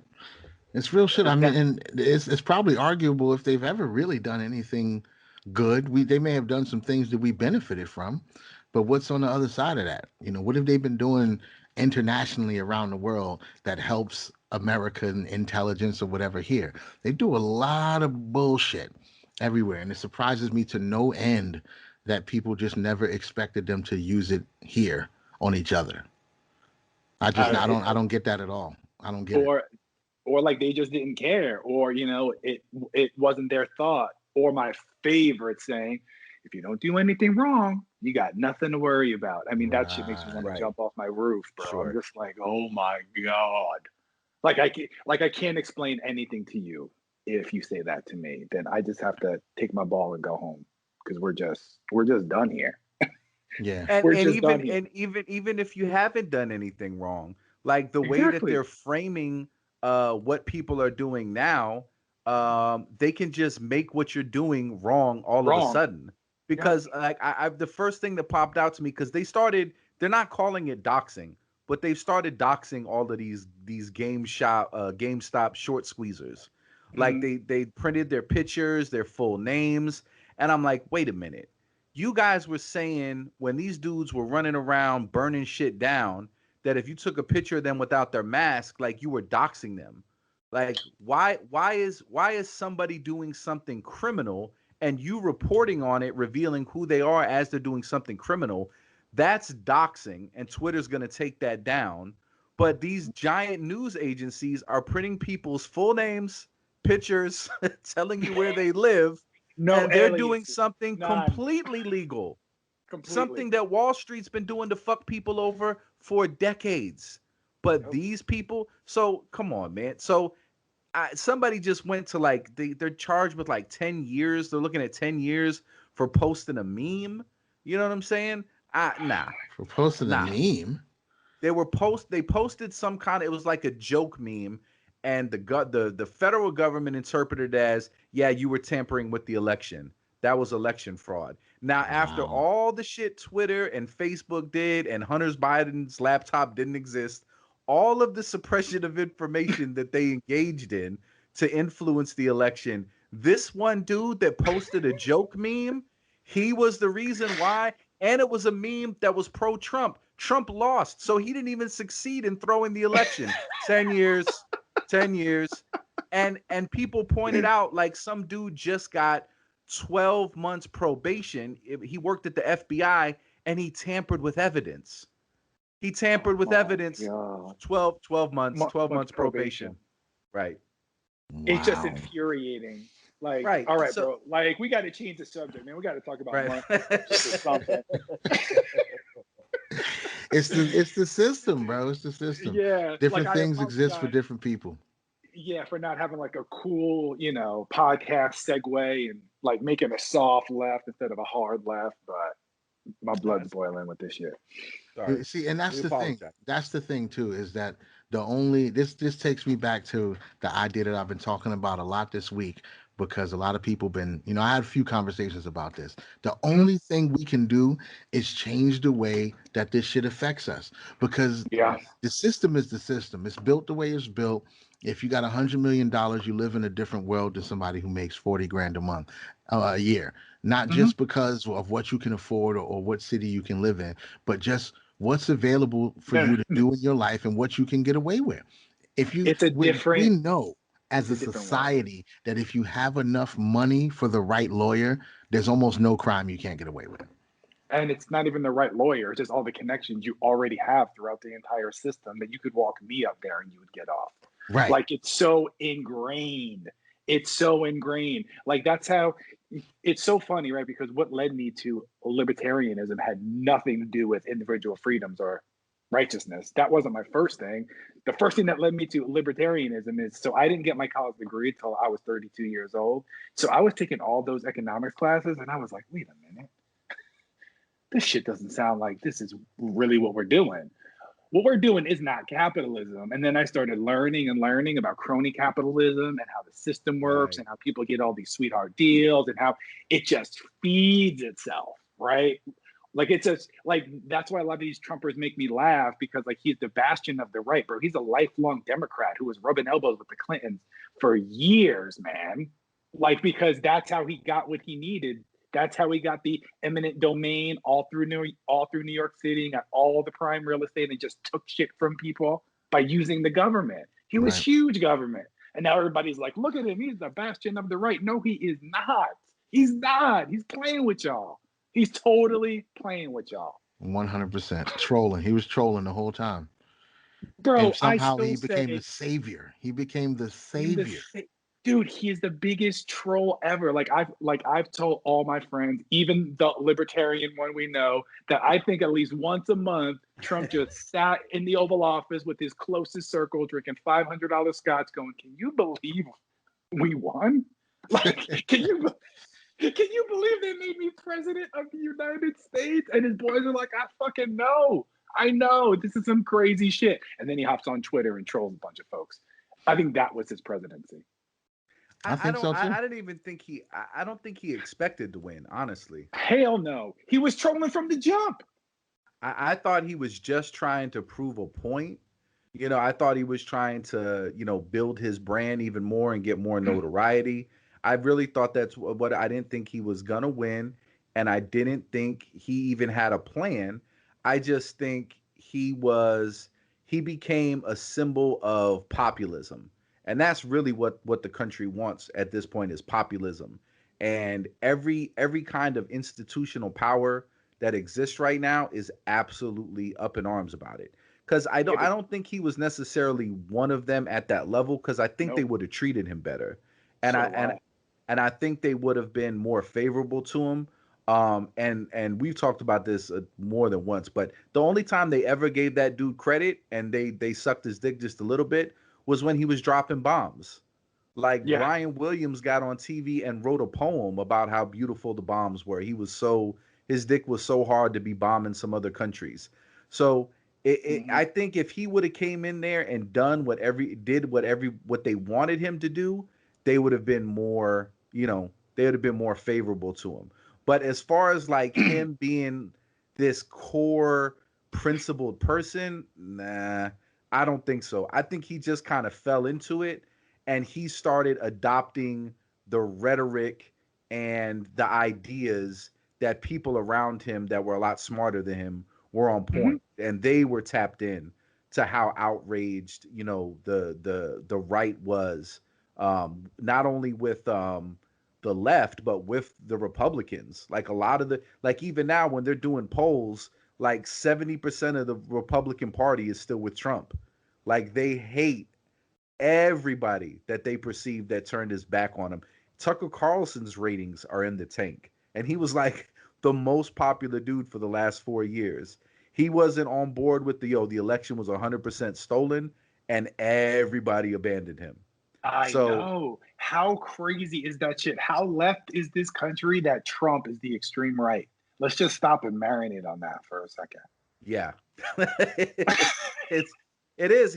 But you're right. He's absolutely lifelong Democrat. You're absolutely right. He leveraged government power to help him secure a lot. So the kind of hybrid system that we have, it is kind of communist in some ways. It's not just, hey, everybody go out there and play, and whoever does the best job, you get the most. It's like, I can guarantee you that you're going to make the money because we'll pass the law, or we'll do this, or we'll give you a break or an exception. I mean, you're even seeing it now with picking the winners and losers. Apparently COVID doesn't exist in Walmart. It doesn't exist in Target. You know what I'm saying? All the other stores got to get shut down, but all of these big box stores, like, they continue to stay in business, and it's at the behest of government regulations. So you're ensuring that all the money gets funneled to a handful of companies. Even more so. My favorite example is of that. So Ohio went complete lockdown, statewide curfew. Not Cleveland, not Columbus, the whole state. Wow. Lockdown. The Browns had a Sunday night game. You could stay out past 10 if you go to the Browns game. God. That really fucking happened. And it happened for the Columbus Crew because they were in the MLS final. They even did that shit for the MLS. Forget the NFL. Hey, all y'all got to stay home. You can't make that, that 10 p.m. run to the bakery. Nope. But you could go to the Browns game. Like, they're just so obvious. Like, at least they used to try to hide that shit from us. Now they're like, what are you going to do? What are you going to do? You go to the Browns game. That's what you're going to do. Scalp tickets at the Browns game. You're just going to take it. You're just going to take it. And anyways, that's what led me towards this was economics. And just like, I was like, our entire economy is just a giant Ponzi scheme. I'll never forget asking the professor straight up, being like, all right, so let me just make sure that I get this straight. Basically, just because there's no intrinsic value to anything, then the value of a stock for a trader, right? Because these traders don't take the time to look in on the company's books and what their EBITDA is and where they're no, all these traders, they just have a feeling. And if everybody's feeling is the same, then it's worth more. And everybody's feeling the other way, then it's worth less. And he was like, basically, yep, it's all just a feeling. Your economy is all about feelings. And I was like, what? Wow. That's what, listen, when we first, one of our earliest episodes, when we started talking about the stock market, you said this to me, and I've said it to 40 people since then. It's just hilarious. The stock market is a graph of rich people's emotions. And I was like, that is the most accurate description of what the stock market is, because it doesn't have to be any real world events. It doesn't have to be anything. Somebody could feel some way about something, and it could drive drive everything down or up, depending on where their emotions are at that time. Everything, it's all a game. It's all a game. A bigger indicator of the not rich people emotions, because the rich people could lose 20 and get 20 back. When we start talking about people 401ks and their Roth IRAs and they trust these groups to manage these mutual funds, bro, the guy who's 65 and about to retire and he thinks he has $700,000 to last him the rest of his life, and then the shit hits the fan, now he has $400,000, that person's emotions are affected way more than the hedge fund guy who's like, shit, I could only have one yacht this year. Well, they're emotionally affected. They're emotionally affected by the market. The rich people, their emotions actually affect the market. Correct. Yes. Yeah, that's what's happening. And they don't give a shit about it either. They have a great time. But the whole thing, like you said, the whole thing is built on a farce. The fact that you can bend the rules and change shit for certain people, or when you know you're going to sell $12 hot dogs or something, we can let you stay out to watch the game. Or some, it's all bullshit. It's all but small businesses get shut down and have to, they lose everything that they tried to build and all of this shit. You can't have a hair salon unless it's Nancy Pelosi going to get her hair done. Like it's all crap. It's crap. And eventually people are going to get pissed off enough, which is another reason I think this whole GameStop stock situation is pushing It's pushing a narrative, it's pushing an atmosphere that's going to eventually come to a head because everybody's already uptight. There's a lot of anxiety, there's a lot of depression happening. People are pissed right now. Shit's crazy. So, as we keep going through these different experiences, now we have one that's going to force them to change the rules and try to block people, which is basically essentially to just stop people from making the kind of money that they make. That's really all they're doing. 1000%. And it's gonna put people in the position where they have to start doing some extreme shit to get their point across. Because this is a perfect example of people doing something that's 100% legal to empower themselves, and the government stepping in like, no, we don't like it. Nope. So what choice do you leave people after that? What are you leaving them with? And I love how this is the metaphysics of it all, right? That the stock that they happen to do this with is called GameStop. It's beautiful. It's fucking beautiful. The simulation is writing poetry right now, bro. Bro, the simulation is, we live in a parody, man. I say that shit all the time. And listen, I know to agree, like everybody loves Joe Rogan, but like as many times as he just said, like, this shit is weird, bro. Life is weird. We live in the Matrix. And I echo it so much. Like I live in the most cookie cutter suburban neighborhood you will ever see. And everybody drives past here and they think it's totally normal. It's weird, bro. It's super weird. It's super weird that every fifth house has to be different. It's super weird that it's set up so there's cul-de-sacs so we all feel like that we can let our kids go out and play. Like it's just super weird how pre-planned it is. Engineered the whole thing is, right? There's nothing organic about it, but it's efficient. So like the left side of your brain is dying and the right side of your brain is loving it because it's completely efficient.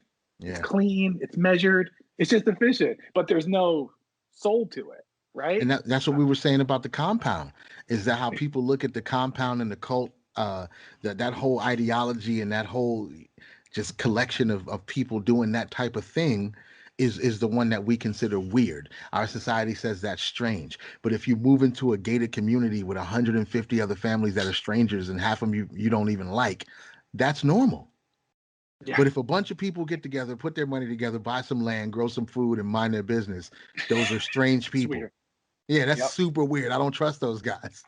You're looking out your blinds at your neighbor, talking about how that bitch hasn't cut her grass in 3 weeks and is bringing down your property value, and that's normal. It's crazy. It's absolutely crazy to me, bro.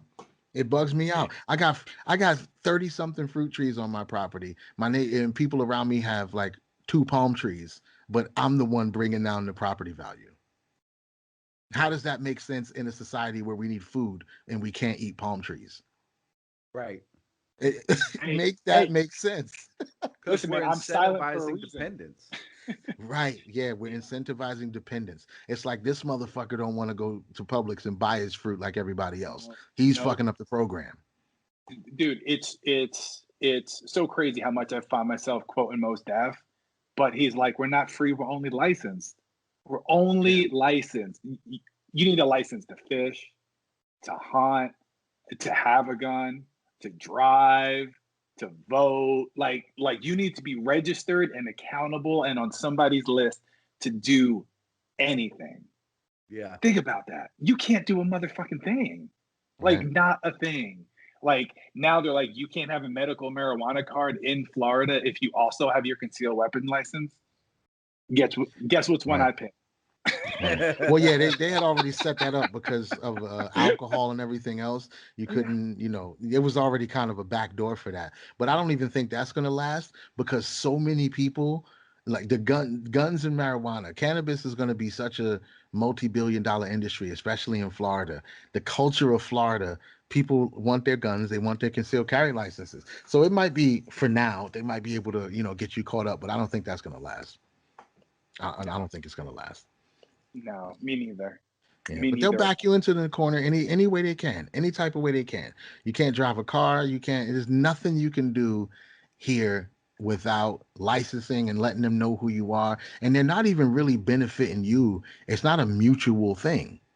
It's not a mutual thing. It's like, no, we're going to make sure that if anything happens, since you have this paperwork done, well, they're like, no, you just come here, you sit in this office for an hour, you tell us what you want, we're going to write it down on a piece of paper, I'm going to charge you $45. And it's like, what the fuck are we even doing? What do we And then even they know? exacerbate it, right? So like they can't even just do it once. Like, all right, you want me to pay a couple $100 to register my car? Whatever, I'll wear the fucking mask. I'm not gonna pitch a bitch for it, right? But then they're like, no, no, no, no. But every year though, you've got to come up and get that new sticker. Why can't I just keep my car registered until somebody else owns my car and then they could register it? Why do I have to check in with y'all every 12 months and be like, still got it, same Right. car, and give you another $75? It makes It's no all sense. different. Other than it makes them rich. Other than that, outside of that, it just makes them rich. It doesn't make any sense. It's just It's a hidden really stupid taxes. system. Just hidden taxes. That's all it is. It's just hidden taxes. They tax your shit to death. Why do you think cops are mad? Because Waze shows you where the cops are. Because they can't hit you with that hidden tax. They're super mad about it. They're so mad. They're so mad. Like they're literally like we need people to slow down. Who hasn't slowed down when they heard a cop is there? Shit, I see that shit on Waze, boo, right back down to 65, 70. Isn't that the point? Don't you want me to slow down? Nope, they No, want to get no. I want that ticket, son. I don't want you to slow down. I need this law broken so I can get paid. you. Yes, yes. That's why they have 45 mile per hour speed limits on like 3-lane roads going in each direction. You're like, 45? Really? 45. Because You they're heard just of trying to get you whenever they can. you Whenever they can. you heard about that gym owner in New Jersey where they depleted his entire bank account Yes. as he was fighting so he had accrued like I guess at this point hundreds of thousands of dollars worth of fees because he continued to have his business open. And to my understanding, there wasn't even a law that was saying you're not allowed to have your business open. It was just kind of like government edict. Like the governor was like, nope, we need to shut down this zone. You can't have the business. So he wasn't paying it. He was going to court to fight it. And while he was going to court, they haven't even made a decision that he's in the wrong yet. It hasn't even gone and been adjudicated. The government they zapped his entire bank account. It was like over 200 grand. He went to go check his account, it was gone. And what's your recourse in that situation? You know what I'm saying? You're fighting against something that wasn't even a law. You raised up money for your legal expenses to fight it, and the government was like, "Nah, go ahead and hand that over. We're not even going to let you have the money that you need to fight us. We're just going to take it for." And the bank cooperated. Of Like course. that seems crazy. Like, wouldn't the bank have some liability? How if they have no legal grounds To to take your seize his money. account, right? It's Yeah. not like it's a lien on your house. It's not like it's a judgment, right? There needs to be some sort of like paperwork done so that they would have to comply. But they just told him like, "Nah, we want it," and then the bank handed it over. That's crazy. You ready for some? You ready? So I'm pulling my tinfoil hat out of the closet, right? So I'm just I'm just preparing y'all for it. But doesn't it make it super logical that that's why they want to kill cash? Because you have to still get physical access to Absolutely. cash. No, Right. absolutely. That's absolutely why. And they want to bring everything completely digital because, and if this doesn't let you know how ominous and, just dangerous that is, think of all the people that have been culturally canceled from, fake life, right? So the Yeah, the yeah, yeah. internet life, it's not really real life, right? But it's It's a still parody. right, but it's become such a part of where we expect to find business opportunities, make connections, stay in touch with people. It's kind of become for our generation and the generation after us just like having a driver's license, having a bank account. Yeah. You have an online account. So once they started taking that away from people, like you said the wrong thing, you can't exist here anymore. But then they took it another step and said, okay, well, we still don't like what you're saying, so you can't use your PayPal anymore. Like, I okay, that know. seems crazy. All right, we don't like what you said, so we're not going to pick you up for Uber anymore. You can't order food from Uber Eats. So when that much power and energy is consolidated into just those kinds of few people that can make those decisions, whether you have access or not, that's not, to me, it's not tinfoil hatty at all. It seems like, yeah, that's the best way to make sure people that are cravenly just, thirsty for power, that's what they would want to happen, because yeah, you have way more power when you could just cut somebody's access off to resources. I mean, what better way to get compliance, right? So I mean, if the dude couldn't be swayed by the threats, right? Well, we're gonna charge you $15,000 a day every day that you're open. Well, of course, the business isn't generating that much, so they would think, oh, well, that's the incentive for you to comply. Because I don't want to just rush in there with guns and shut you down. That would be too fascist. So let me just subtly financially incentivize you. At the point that he's fighting with them, to the point where there's hundreds of thousands of dollars in legal fees that he's planning to go to war with them, and they can just zap it out. The idea is that you're just demoralized to the point that you just give in. You know what I mean? Yeah. And since American History X was referenced, I would say it's kind of like that moment when he thought the Aryans were cool with him and he tried to fight them off in the showers. Yeah. At some point, that's what they just want you just to give in. We know you don't want it to happen, but you need to recognize that there's nothing you can do. And that's the point they were trying to make. It doesn't matter if you're in the right. It doesn't matter if there's any legal grounds to do it. It doesn't matter if there's any legal justification for the bank to hand over the money. If we're willing to do it and the bank's willing to cooperate, what the fuck are you going to do if that's what we do? What are you going to do? And it gets right back to, if you're not doing anything wrong, you have nothing to worry about. And then they just keep closing that grip until everybody's doing something wrong just because they say they're doing something wrong. Oh, yeah. And that shit. But back to your point about the consolidation of business power. So there are 2 points where my libertarianism runs into some headwinds, right? Because no thought system is good for all situations, right? So the 2 points are, what do you do about big tech and the consolidation of power and the ability to deplatform them? And I don't know how to settle the fact that I love national parks so much as a libertarian. Because it should all be private land if I was a true Ron Paulian, but I love having those beautiful lands available for everybody. So those are the 2 things. I don't know how to solve for national parks, and I have no idea what I think about taking some sort of control over big tech, because like you were saying before with critical thinking, like I see it both ways and I'm like, ooh, and every answer is some sort of regulation. Like every answer is some sort of regulation, because we could say remove government from it, but the toothpaste is already out of the tube. All right. There are no other platforms that have the ability or financial resources to fuck with a Facebook who owns Instagram, or to fuck with the Google who owns YouTube. Like those days are gone, right? So if you just say it's a fair market right now, it's not.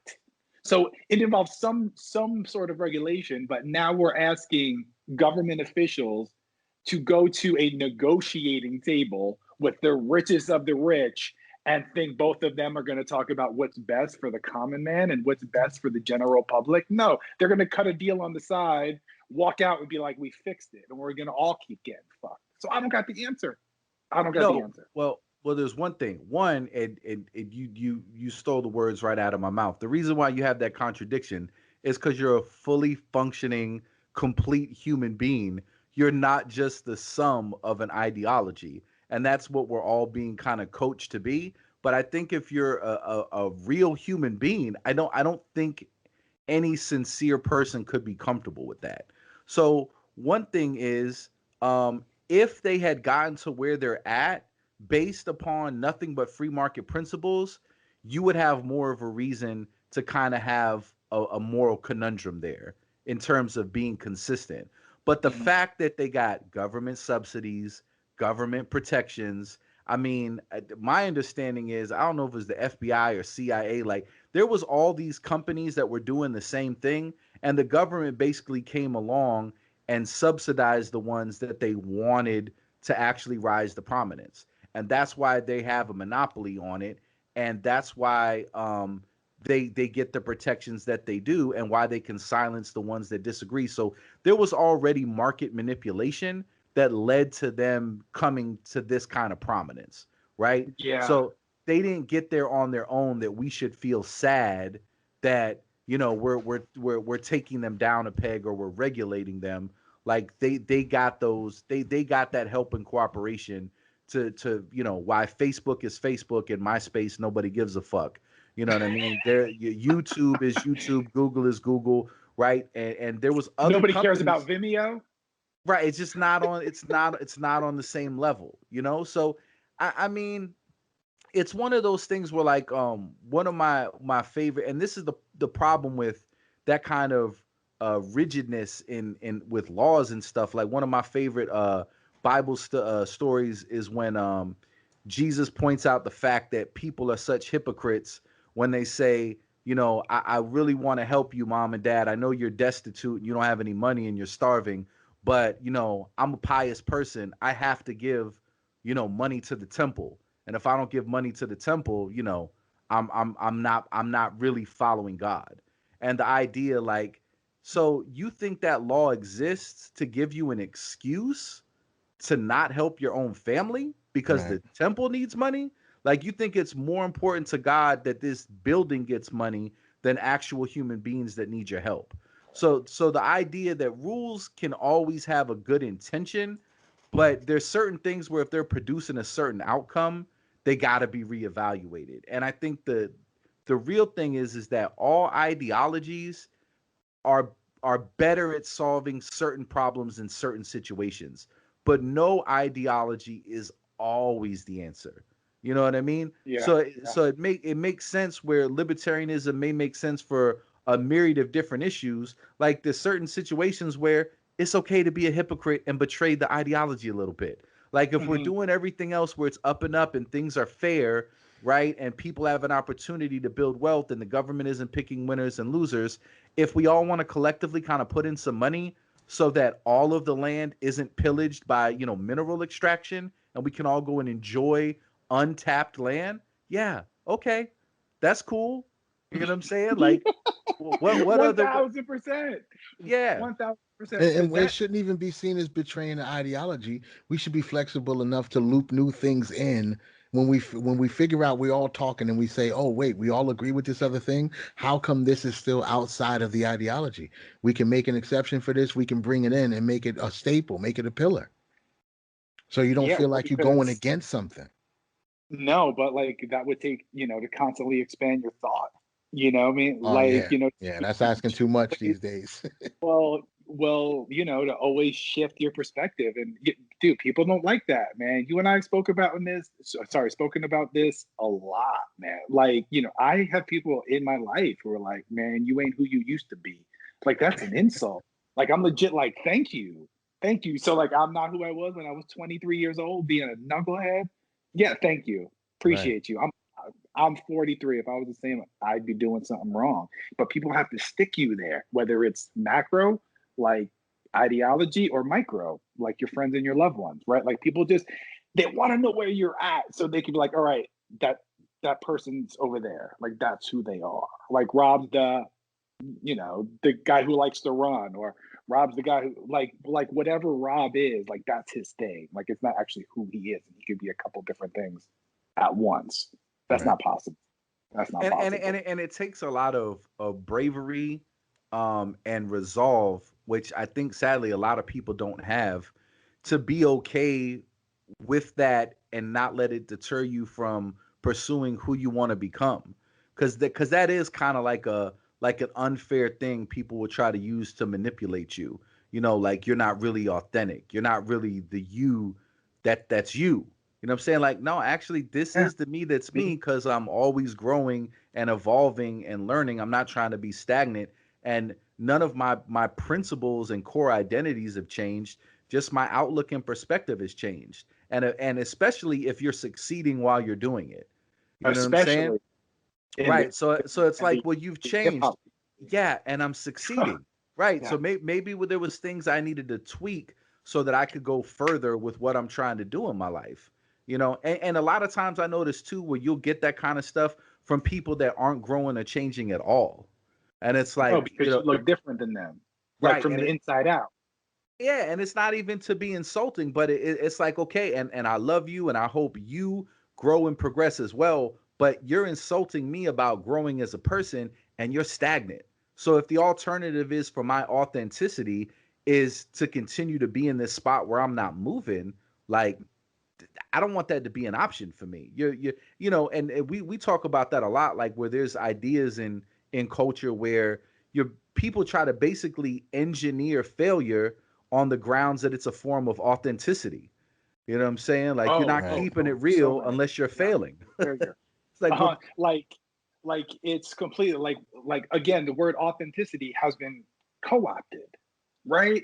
Because when you think about it, if someone's authentic, then that means they're different from almost everyone else. Sure, you could have some common interest, right? Like I like to watch football, you like to watch football. I like Mos Def, you like Mos Def. But you're still different people if you're truly right, sincere to who you are, right? But people don't like that. You know, if you're Puerto Rican and you're from the Bronx and you don't act like a Puerto Rican from the Bronx, you're not being authentic, but you actually are. And you're being braver because you're not acting like everybody else just because you think that's how you should be. Like that's the true bravery. Like you're being absolutely. like Identity politics and tribalism. That's what we've been fucking complaining about for the whole year of podcasting. It's tribalism and identity politics, bro. It's literally the root of all our issues. but then let me try to put like maybe a little different spin on it. Like, because me personally, when I was growing up, I was a mile wide and an inch deep, right? Like I wasn't anything. So my dad was from the DR. He was born in the DR. My mom was born here. Okay. My grandfather on my mom's side is Puerto Rican. My grandmother is Italian. I'm first generation Dominican. So if you just go by that, then you would think I spoke Spanish. You would think I was raised in the Latin and Caribbean culture. Like you would think that's how it was, but it wasn't, because my dad was never around, right? And I never met my maternal grandfather, all the Puerto Rican side of the family. I was raised around a bunch of Italians my whole childhood. And I was the weird one, even among my cousins, right? Like, so it's not like, oh, he's this and now he's this. Sure, I'm Dominican, but I wasn't raised in that culture. I was raised in this culture. So that's part of my DNA, but this is what I know more. And when I was a kid, that would mess me up. Plus, I moved around so much and I lived in California and then New York and then Florida. And I can never like be like, oh, I'm just like them or I'm just like them. Like I could never do that. And that messed me up. And it wasn't until my early 30s, maybe, real late bloomer, like when I got sober, that I was like, wait a minute, this is who I am. And this is okay. Like I will listen to the Locks and Hoser in the same day, and that's okay. Right. like that's completely okay. Like this is who I am. Yeah, I do have Puerto Rican and Dominican blood, but no, I don't speak Spanish. And I wish I did, but I didn't, but I wasn't raised in that culture. And that's okay. I've gone to white schools, black, and that's okay. But that took a long time for me to get there. Maybe I'm late, maybe other people get there sooner, but it took me a while to get there. And then think about all the people who aren't fortunate as me to find yourself and be comfortable. You're searching for that identity, and then you find it. And then, back to American History X. Maybe you find it with some Nazi skinheads because you want to belong. Or maybe you find it with some Trumpers. Or maybe you find it with some people who love AOC. Whatever your tribe is, you just find it. But is that your authentic, sincere self? Is you carrying a picket sign saying how much you love AOC? Is that you? Or is that you just joining up for this tribe so you could be part of a greater identity because you don't know your own? Which one is it? Yeah, probably that one. And people find a lot of strength in grouping up together and being part of that in crowd. You cultivate that all the way back in grammar school and high school. And what are you willing to do to be part of the in crowd? You don't want to be identified with the wrong group because you don't, even if you like what they like you was just saying, even if you genuinely like to sit around and play Dungeons and Dragons, you don't want to be seen with the Dungeons and Dragons crew. You want to hang out with the other. Well, yeah, it's garbage. It's garbage identity politics. People should just be able to be what they are, explore different shit, whatever you feel like attaching to your personality, and that should be fine. But we sunk so deep in who's supposed to be what, we lost sight of that shit. There's people that love all kinds of shit that's scared to show it because it doesn't match the demographic that they think they belong to. Yeah, and that leads right into what you and I were speaking about as far as masculinity is concerned. Right. Like, that's a trip. Absolutely. To be a man in 2021, I mean, not to mention a white male American, because that's yeah, that's a whole nother set of problems. and that's some shit they are not used to in any way, shape, or form. But I digress on that one. But to be a man with gender politics and gender neutrality, and what's the other good one? Something masculinity. Oh, toxic masculinity. Toxic masculinity. Like, bro, that shit is confusing. That shit is confusing. If you're not comfortable in who you are as a man, that shit is confusing. You want to know the whole shift in the paradigm? I feel like I learned how to become a man from women, because I was an only child. My mom was the middle of 3 girls. My mom's older sister had 3 girls. Her younger sister had 2 girls. I have 2 girls. My wife's the middle of 3 girls. I've been surrounded by and not to mention, dad took off. Like, I've had my uncles and stuff, but I've been raised from my great grandmother all the way down to my aunts. It takes a village. Well, it really took a village with me. All women, all the time. I didn't have some strong father figure. I didn't have somebody going to work every day and like, this is how you do it, son. And you say what you do and you stick to your word and you take care of your family. Nobody was checking those boxes. I was surrounded by women. And I saw what made them happy when they were treated right. And I saw what made them sad when they were treated wrong. And I was like, okay, well, I'm just going to do the stuff that makes them happy. And it's that fucking easy. And I have 2 daughters who I love and I'm raising, and I have a happy marriage. I don't know why we have to be like, this is good masculinity and this is toxic masculinity. Like, I don't know why we have to put these things on it. I don't. Because we've been passed down a bunch of shit that we think belongs to us, and it doesn't necessarily belong to us. That's what it is. I've had this conversation a lot of times. Toxic masculinity, first and foremost, is anti-toxicity, not anti-masculinity. That should be the first distinction. Anybody who's speaking about it right, they're anti-toxicity. So I would say a easy example is, say you hanging out with a bunch of guys and you see a fly woman walk by, and one of the guys screams out, "Hey, bitch, come here!" Or so, some wild, off the top, left field shit. Yes, now, like all the shit my uncles would yell at women right in front. Right. Yep. So if they do that because they're just assholes and that's how they treat people, then that's just toxicity. If they do that because they think it's what men are supposed to do, that's toxic masculinity. You've taken on these traits, and not only have you taken on the traits, you think you're entitled to them because you're a male. You think this is what men do. If you see 2 little kids fighting and 2 little kids punching each other, and you're like, "Hey, boys, that's what boys got to do." That's jerk shit. What do you mean? Stop these kids from beating the shit out of each other. If you see 2 girls fighting and you don't say, "That's just what girls got to do," what's different between the 2 girls fighting and the 2 boys fighting? Fundamentally, nothing. It's 2 children beating the shit out of each other. We probably should, make sure this doesn't happen. But there's a lot of bullshit that we've been passed down by our uncles and our friends. And dude, I got a friend whose son goes to a Christian private school, right? We were at the same place together recently, and my sons were hanging out with him. And after we got back in the car, my sons were like, "Yeah, he told us that he has sex every single day." And I was just like, "Yo, what the fuck?" First of all, you're lying. First and foremost, you're lying. Second of all, why would you think that this is something to impress other little boys with? He didn't say, "Oh, I just got a new PS5." He said, I have sex every single day. Why is that so? Do you think there's a little girl running around anywhere when she's like, "Yeah, I get banged every day"? I hope not. Right, I exactly. hope that's not that's a heartbreaker, right? A little boy saying he has sex every day. That's like, oh yeah, cute kid. Impressive. But a little girl saying that'll break your fucking heart. And it's like, what's the difference between those two? Why are we drawing a distinction? Either way, this is bad behavior. This is not what we want from people in general. We don't have to be like, well, girls can't do it, but boys, it's just a boy thing. That's what toxic masculinity is rooted in. The bad shit that we think we're supposed to do because we're men. I know, but like, how much of that bad shit isn't, environment and is internal, right? Like, so how much of that shit comes from who we were thousands of years ago, just pursuing women, just wanting to grab as many as we can to right? Yeah. You hit him in the head with a club and drag him in a cave and shit. You know what I'm saying? And there's dudes Now that I'm still not. operate like that.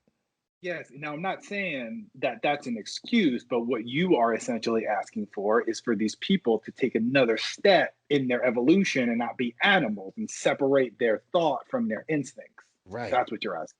Right. And I'm saying that it's good. I think if we're how we treat people is just a testament to humanity. And there's a lot of shit that men engage in that is objective. We don't even live in a society where violence is necessary anymore. Not really. I mean, you can get in a fight anywhere. It could go down. So I can understand being ready and having, working out, learning how to throw a jab and an uppercut. I get all of that. But we celebrate the violence because you think that's just some man shit, just some masculinity. I'm supposed to be an alpha. When I walk in, I fucking slap the little nerd guy upside the head and take his woman. Like, what the fuck are you talking about, bro? Like, this shit is so outdated. And not and other than that, it's an easy way to get shot in the face.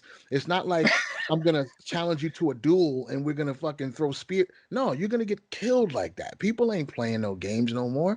Especially in 2021, nobody's playing games. We're all so mad and angry. Right, bro. You can get killed like that. All this punk alpha shit, all this. And I laugh at it so much because so many people self-identify as alpha males. And I'm like, in nature, an alpha male, like if another dude comes in and he knocks you out, he can have your wife.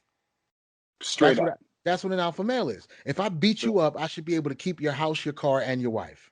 Take all your shit. Take Right? all your shit. But Your is shit that is mine now. is that the society we really want?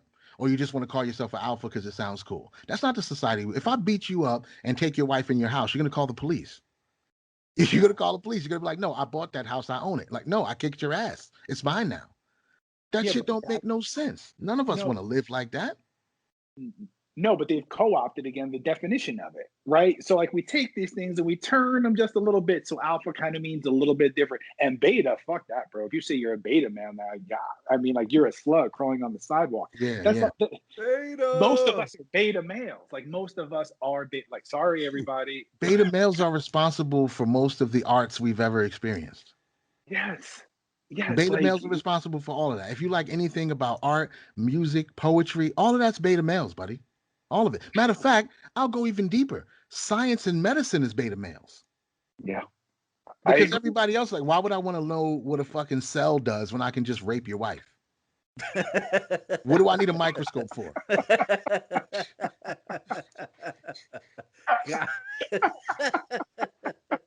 For real, we got to think about this shit. It's a goofy way to pretend that we want to walk around and do it. Nobody wants to do. We all should. We want to be decent to each other. Even the alphas, these guys who are working out and getting testosterone shots. These are the people who are jumping out at red lights trying to fight people. They're deeply intrinsically unhappy. Who are we fooling? You know how many of these dudes commit suicide and overdose, and they're unhappy. They're unhappy. They're trying to protect themselves from a world that they think is going to devour them whole if I don't get, 30 pounds more muscle on my body. It's ridiculous. And it's sad that so many people look up to them. You know what I mean? I don't identify as, I would never identify as an alpha male. I wouldn't call myself a beta male either, but just because I think most of this shit is stupid. None of the lines are that hard. There's a beta male out here writing poetry right now where if you say the right shit to him on the right day, he'll kick your fucking teeth in. 1,000%. All day. 1,000%. All day. And there's alpha males who are at home right now trying on stockings. Billy Dan said he's a very emotional man. Billy Dan's? Yeah. The guy who's famous for trying to kill his friend because his friend told him he was stressing too much? Is that the Billy Dan's we're talking about? From MOP. Yeah. That shit gonna send you to your grave, nigga. So? You think I don't know that? Blow, nigga. Hold that. Your man's just trying to tell you to calm down. Don't stress so much. It's gonna kill you. You think I don't know that? I'm a very emotional man. Yeah. Yeah. You shot the guy 3 times. I was just alpha, beta. That's funny. That's that's hilarious. But like having daughters and like trying, so modeling behavior. So like my job to me is whether my daughters grow up to get married, they don't grow up to get married, whatever the case may be, whoever they choose to be their partner, man or woman, whatever they want to do, as long as they're happy, whoever they choose to be their partner, I want them to measure that person against me. And I want them to subconsciously be like, all right, well, this is the person who was married to my mother, and this is what he did for my mother and us. Is this person really up to that level? Because that's what I want. Like that's what I think about macro. So when I'm, frustrated because I'm driving all over town and I'm picking up and I'm dropping off and I'm freaking 8-year-olds running into my balls or whatever the hell is going on, I'm just like, this is part of it, bro. It's all just like you don't just get the dance with the daughter at the wedding and everybody cry, you're a good dad. This is it. Like this is the work. Like like this is the work. And is it masculine? Is it emasculine? Is it fatherly? Is it some sort of meld? I don't know. But my wife looks at me and she loves me and she looks at me like the protector. And right now my girls are young enough that I'm still the superhero. So if that's masculine or not masculine. Beautiful. That's all that matters, bro. That's all that matters. That's fatherly. That's a good husband. Like, who gives a fuck this matter? I mean, I get it. You can't just I think the line should be blurred a little bit anyway. I think anybody who wants to take up any role should be able to take up that role as long as it helps maintain harmony in the house. Like if the man feels like I'm gonna wash all the dishes and mop the floors, 1000%. and the wife wants to do the accounting and shit, like to do whatever y'all want to do, as long as y'all are happy. I don't give a shit. I had we talked about this before, and somebody actually brought it up to me, and they thought I was wrong because we said that if depending on how the relationship is set up in the house, that's who decides. Like if somebody happens to try to break in, who's supposed to go protect the house, who grabs the gun. Like, it depends on who they are. It's not automatically the dude. What if the woman's father, she's a third generation cop, and your husband, you know what I'm saying, your husband is a retail worker? Is he supposed to grab the gun in that situation? Really? Yeah. No, who really is? Go ahead. I'm sorry. No, that's all right. Go ahead. Sorry about that. What I was going to say is, why is that the bar in the example that we said anyway? Like, who's going to go stop somebody who breaks into the house? You know that how rare that shit is? Right. Like, why don't we decide? Like, why don't we decide on? That's the man's job. Like, who helped the kids with the homework, or who, whatever the case may be. Like, the men that I saw models, so like my uncles were like all those quote unquote tough guys, and they were tough guys, and they were tough as shit, and they had the gold chains and their Lincolns, and just click the stereotype and biases. But when the fast life was over and they're 45, 50, 55, and they ain't got shit going on, I was like, that's not the masculinity that I want. You know what I mean? Like, that's not, like, I want to play the long game. I want to be responsible. I want to play the long game. And it's back to your alpha male shit, right? Or back to the conversation that you and I had about people being mad at us because we're laughing and smiling, and nobody knows why we're laughing and smiling, right? But they've got to be able to put you somewhere. Yep. That's the absolute truth, bro. I don't give a shit about that. And I think on the show, when we were talking about it, I said the example I made was if Michael Cera is married, if Michael Cera is married to Ronda Rousey, I think she's supposed to get up and investigate the noise downstairs. Because I was agreeing with you on every point, and then when you said that, I'm like, nah, man, you lost me. There's never a scenario in which the man isn't supposed to go down there. And then you literally came up with the two best people to pair together to illustrate why there's possibly an exception. Yeah, like, okay. I like that. Michael should stay in bed and alert the authorities. Right. He shouldn't go down there. And I want to live in a world where Michael Cera and Ronda Rousey can be happy together without some big jack chump pressures. Right, without that pressure. It's like, oh, she's supposed to be with an alpha, and you with this guy. Let her love that guy. And if somebody ever tries to come in their house, they get fucking armbarred while he calls the cops. But this is just like every other kind of tribalism, where it's like everybody has to fit into the prefabricated mold. And they apply that to relationships too. This is the ideal relationship, and this is how responsibilities should be delegated. Well, you're not taking into account that these two people are two individuals. They may have different skill sets. Like, I don't know if I want her little tiny woman synapses figuring out the taxes. She should not be doing the accounting. She should be doing the dishes. No, not if he's dumb and he can't do math and So yeah, it's dumb to just apply this there. I think what the problem is that there is some bad qualities that have been associated with traditional masculinity, but I feel like the way that the conversation has been framed is kind of like if you're playing basketball and you dunk and somebody can't dunk, they're like, yo, that's like dunk privilege, right? Like if you shouldn't be using your dunk privilege. Yeah, but I can dunk. Yeah, but that's bad. So it's like the things that make men or traditional masculinity a skill set to get certain things done, certain things um in the world that we want done, right? We try to has to be frame done those with that. all as bad, right? So it's like if you watch the NBA game and nobody could dunk, I don't think you'd be as interested in watching an NBA game, right? So Right. but then if you hear about somebody knocking out their wife, in an elevator, you're like, oh, that's just horrible, and But I don't necessarily think you always are going to get one without the other. So like we want these really Yeah. we Yep. celebrate these hyper masculine models and we pay them millions and millions of Testosterone dollars. filled, juice to the Right. gills. Yep. Yeah. Right. And then back in the day, they served a purpose because if you didn't want your city gates rampaged so you could run your little business or, what I'm saying, sell your kumquats or do whatever you wanted behind the city gates, you Yeah. needed these giant Neanderthalic murderous dudes at the gates to make sure nobody got in. So from an evolutionary perspective, we've kind of needed them, right? But we continue to celebrate it and benefit from it, but continuously demonizing it. And I think what we So really need to do is just recalibrate it, because I think, if anything, men exist to protect women.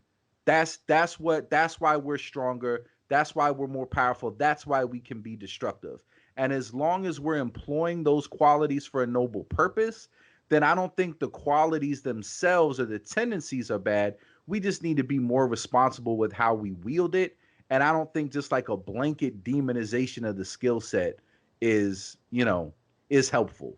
Right. We just got to accept that the main thing that men have to protect women from is other men. Fair. Yeah, it's true. We just yeah, got to yeah, yeah. accept that. That's true. Like, you know what I'm 1000. saying? Because Yo, a no, lot no, of no. that goes back the other way, and they're just like, oh, we ain't that bad. It's like, okay, so what exactly do I need protection from? Right. From The other. rest of us. You know what I'm Right. saying? The Yeah, rest of you're us. right. That's just So the then facts.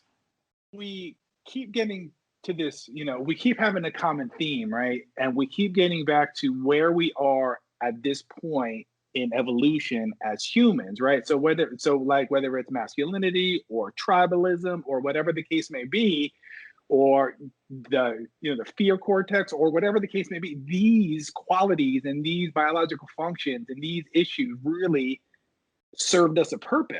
And right now we don't live in that world anymore. So we have Right. some of these qualities still in us, but we don't know what to do with them. Are like we just at a speed bump on the road to evolution right now? Is like that where we are? Or is this how difficult life evolves all the time? I think it evolves like this all the time, but we're from the point we're speaking from now. I think we're coming to a fork, right?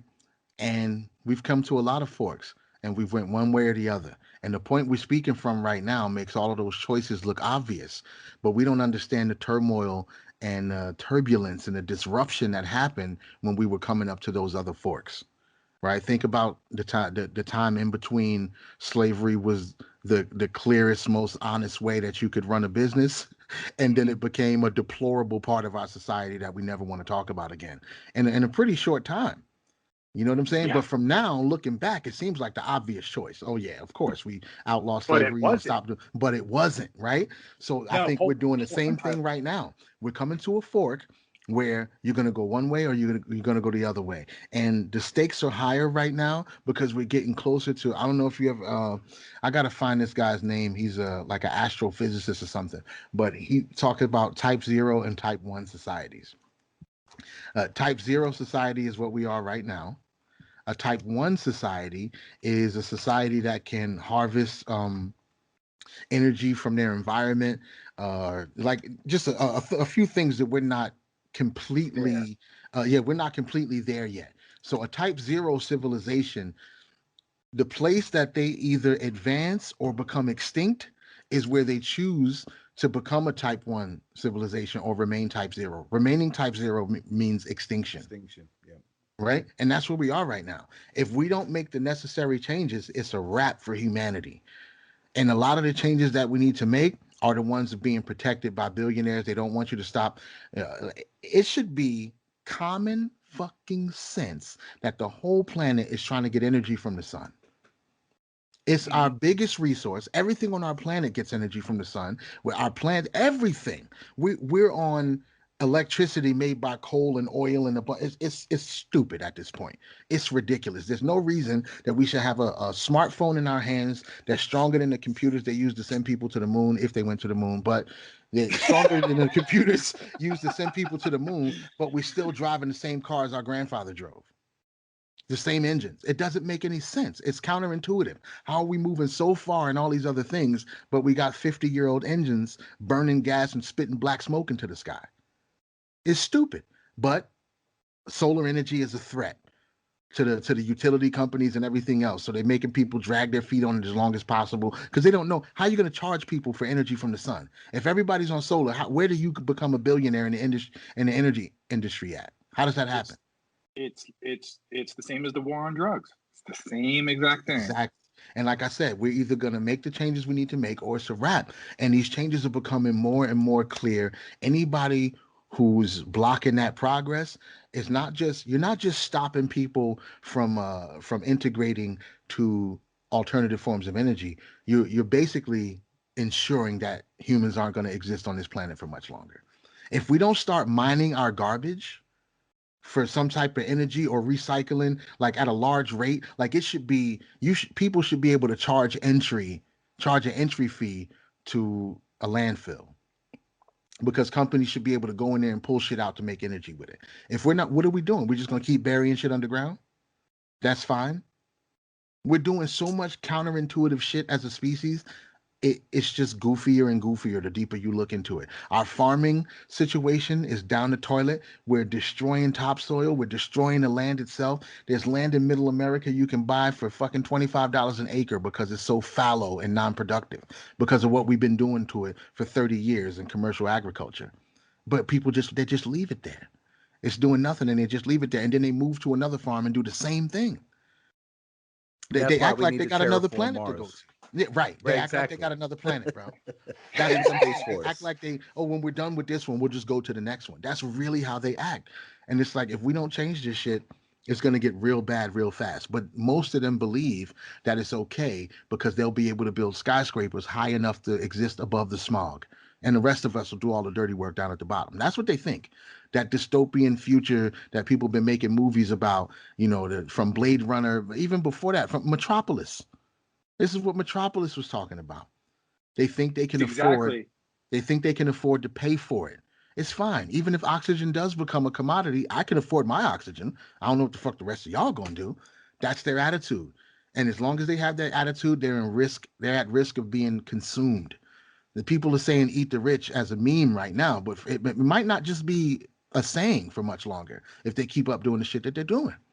Yeah, it's so I was fortunate enough once to hang out with African Mabata, which was just mind blown, crazy. But anyways, he said something to me, and I'll never forget. He goes, watch the movies because the powers that be drop a lot of hints in movies. Right. And what they do is they roll them out and they desensitize people to these concepts. And they desensitize and desensitize. It becomes more and more normal and more normal. So when it happens, people can deal with it.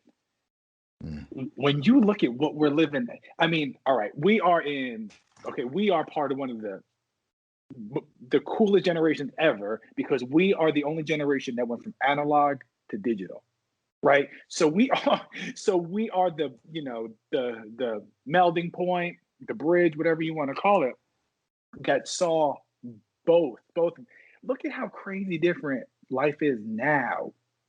Not just your life, standard American life in general, to when you and I were 10 years old. Bro, that was only 30, 35 years ago. That is a blip. That is a blink of an eye in historical sense. And look at how much shit has changed. It is ramping up so quickly. So quickly. It's like the singularity that our libertarian friend told me about. And I read that book. Yeah. It is. It's happening so much faster. That stair-step evolution, that people were confused about when they look back at ancient Egypt. They're like, how did they become so advanced so quickly? Mhm. We're doing the same thing. We're The doing the exact same thing, but from inside the experience, it doesn't look like you're going that fast. It's like no, it's dude, like it's like sitting being in in a the plane. vehicle. Yeah, like Yeah. being in the vehicle. You sit in the vehicle, it's zooming, and you're like, oh, this is cool. But people outside just see a blur go by. It's totally different for you from within the system experiencing it. So personally, I think we've been saying it, I'm sure our motto here is metaphysics or we're fucked. If humans don't have a spiritual evolution, if something doesn't happen to just kick on the junk DNA to change the way we perceive things and change the actions that we take in the world, I don't know what's going to happen. I really don't know what's going to happen, because personally, that's what I see is one of our biggest problems, is that our technological revolution has way outpaced our spiritual revolution. It's just a fact. When you look at the world, we're more concerned with having things than the pain and the suffering that producing those things brings into the world. When you can accept that my product is made by children who are forced to work for 85 cents a week or some shit like that, and we go, yeah, but I like the phone, we're fucked. We're fucked. You don't need to ask many more questions about what we're doing as a species, because that should tell you just about everything. Another thing that can tell you what we're talk about counterintuitive. We have a hunger problem here, but we also have a food waste problem here. How do you have those two things in the same spot at the same time? And an obesity problem. Make sense. Most of our diseases that people are dying from are diseases of opulence. They're not Yes. diseases of scarcity, it's diseases of opulence.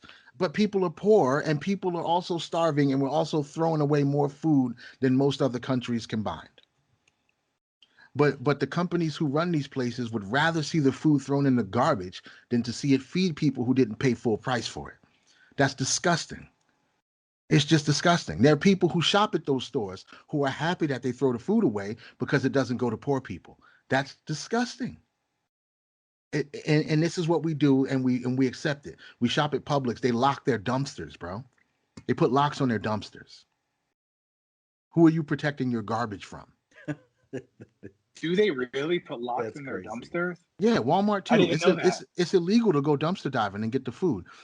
They don't even use the food to make compost to grow more vegetables and put nutrients back in the soil. They throw the shit in the trash. I don't know, bro. I don't know. I just don't know. I don't know what's up with humans. So instead of I don't complain about it a lot because I don't want to sound like a self-righteous prick. I'm just trying to get rich enough so I can show people how it's done. That's all. That's all I want to do in my life right now, is get wealthy enough to be of service to humanity, because the opportunities exist. It's just that these people like, nah, well, my money's tied up in offshore accounts and I got these other things over here. I don't know what the fuck they're doing. I don't have $100 million, so I can't really speak on it. I don't know what they're doing, but I feel like a lot of our problems could be solved very, very easily. I mean, who could disagree with you, right? That's a very topical level, and we all know that as we drive, the worst things that happen in our lives are the bad parts of good intentions, right? So listen, there is no reason to make dumpster diving illegal. And I'm not trying to justify that, but think of how deep it is what you're saying, and then try to get into that psyche of what would cause somebody not even to be evil about it, just to be so indifferent about it, right? So even if we don't demonize them as horrible as we can or should, just the indifference of it. Just think about that. And Right. like everything else in life, the first thing I do is look into the mirror and I'm like, damn, what am I doing? What am I doing? And then I'm like, oh, well, I'm a good dad. And then I'm like, man, is that enough? Like, what am I? Sure, I give my money, here and there, because it's good and makes me feel good about myself. But what am I actually doing? And then bigger, like, what am I teaching my kids? Right? Because it all starts with us, right? All of it. Yeah, absolutely. All of it. All the change, all the work, you have to make your best attempt to be the thing that you think is missing in the world. That's really your only, because if you're just complaining about it or pointing fingers at other people, everybody's perspective is different. Not everybody's going to feel the way you feel, and you can't really hold people accountable for it because everybody's perspective is so different. I'm sure there's a guy out there right now who has $100 million who can give you a completely logical rundown on why he can't attack, starvation in America. Not starvation, but homeless hunger in America. I'm sure he has a great explanation, and his financial experts will agree with him, and he'll tell you why he can't do that, because I need to do all these other things, and I have employees, and I have a bit. Okay, I get it. I totally get it. If you think it needs to be done, you have to be the one to enact it in the world. Everything else is just talking shit. It's just talking You're shit and right. complaining. You can point at Bill Gates all you want. You don't know what the fuck he's doing with all that money, or I don't know. I've never had that kind of revenue. I've never had surplus revenue like that. So I don't know. And maybe if I get it, maybe it'll change me and I'll learn something about society and economics. And I'll be like, well, damn, if I try to make sure nobody's hungry, then my family's going to go broke. I could come to that road and have to make a decision on how to cross it. That's a possibility, but I'm willing to find out. 1,000%. I'm willing to And a find out. perfect a perfect example is, us being the United States giving food to certain parts of Africa. On the surface, you're like, well, of course, we are one of the richest countries in the world. Why wouldn't we want to feed poor people? But what happens is, the unintended consequence is, we send over all this food and all this rice and all this milled grain, and everybody gets it for free. Well, there's no market for anything that everybody gets for free. So none of the farmers are incentivized to grow it. Therefore, nobody can have it unless we give it to them. It just becomes this whole cycle where you make a whole group of people depending on the food you're giving them, because there's no reason for people to grow it. Right? It's just like that weird shit where you're like, well, then fuck, what do I do? Because of course I don't want these people to starve, but they need to be self-sufficient and eat other things than fucking shitty ass milled grain and rice. Right? Now more than ever. I mean, because with all of the instability we're engineering over here, now is not a good time to be dependent on us at all. 1,000. That is some drop the mic shit. Like, we're the aunt and uncle who are rich, and you're like, yo, just go ask Uncle Rob for the money. But now Uncle Rob just got found out that he was embezzling. You're like, yo, you may not want to ask him for any money right now. We're the rich uncle who's in some trouble. Right. Yeah, I guess, man, we're gonna have to figure it out one way or the other, and it's gonna have a lot more to do with beta male shit than alpha male shit. We don't need more missiles. We don't need more fucking tomahawks. We don't need more soul. That's not what we need. We need people who are going to be looking at the soil and figuring out how to fix this problem. People who are looking at what we're feeding the animals to make their shit toxic, so that and the fact that it's not going back into the earth like it's supposed to. Think about that. Think about that. That is some blow your mind shit. It makes no sense. And it makes no sense, bro. You got cows that eat grass, poop, more grass grows, and you want to break that system. No, I want to give them something. I want to feed them something that makes it so I have to collect their shit off my property and have it carried away by a company that's allowed to move toxic waste on the highways. All because it makes your cow a little bit fatter in a little bit faster time, so you can kill it quicker. And that's worth it to you, to make toxic shit come from an animal. So well, listen, I don't know. It's hard to talk about because it's so stupid. It feels like what you're saying sometimes is not even true. The average person be like, no, that can't be what they're doing, because that sounds really dumb. Super dumb. Especially dumb choices, right? So one of my favorite sayings is, you can't be conveniently stupid. Like, you can't act like you have all these answers, and then when something is really obvious, like, oh, you know something? I didn't think about that. I thought it was worth it. Like, you can't be conveniently dumb. Like, you know exactly what is going on, and you know exactly what is or is not happening. And we just keep doing it.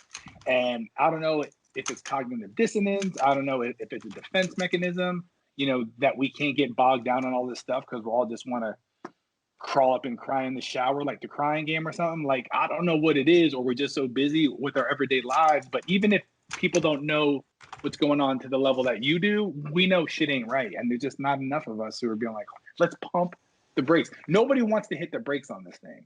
Like, the technological revolution is like compounding interest. It's like, damn, I only give, $100 a month for my 401k, and I retired, and now it's $500,000 because of compounding interest.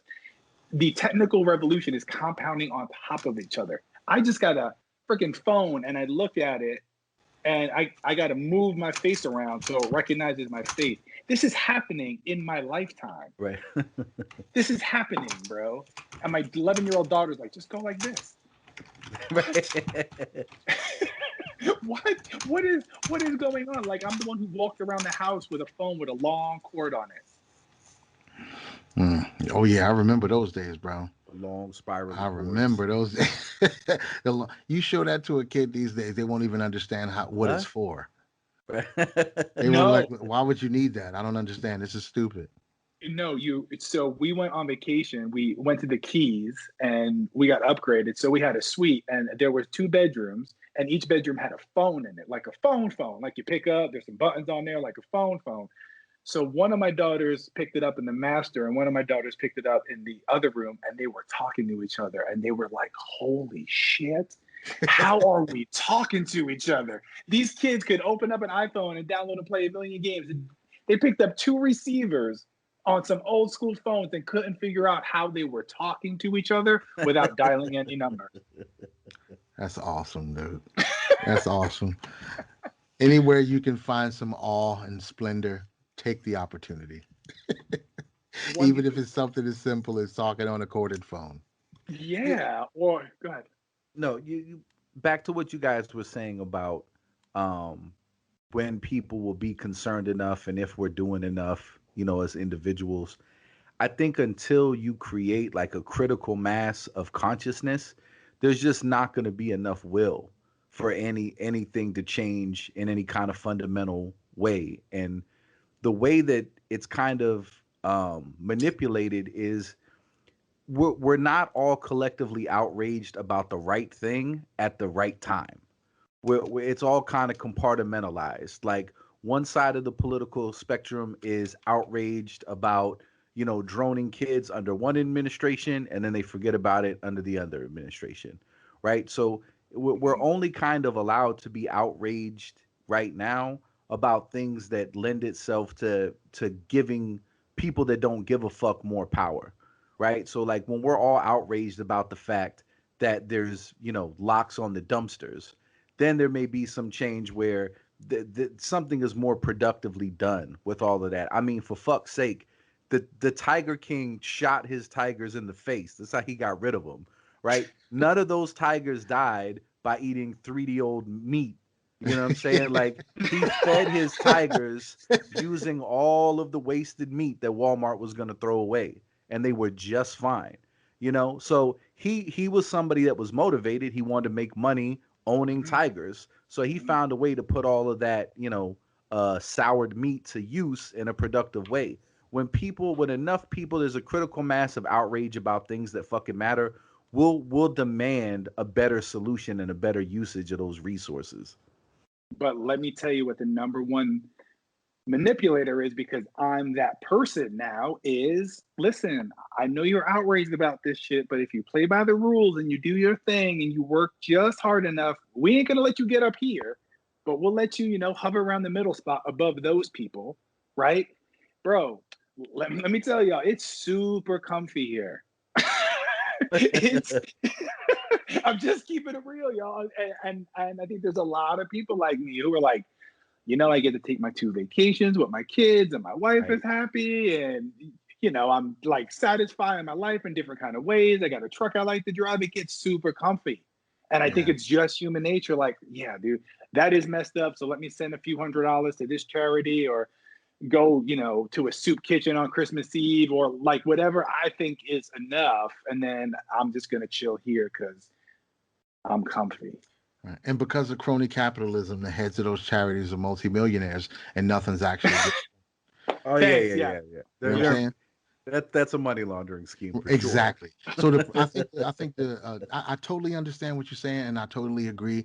And the problem is that when they do let you get to that place, there's really not enough energy for you to totally put into trying to fucking save the world. It's like you just got yourself into a lane where you can be comfortable and experience life with a little bit less stress.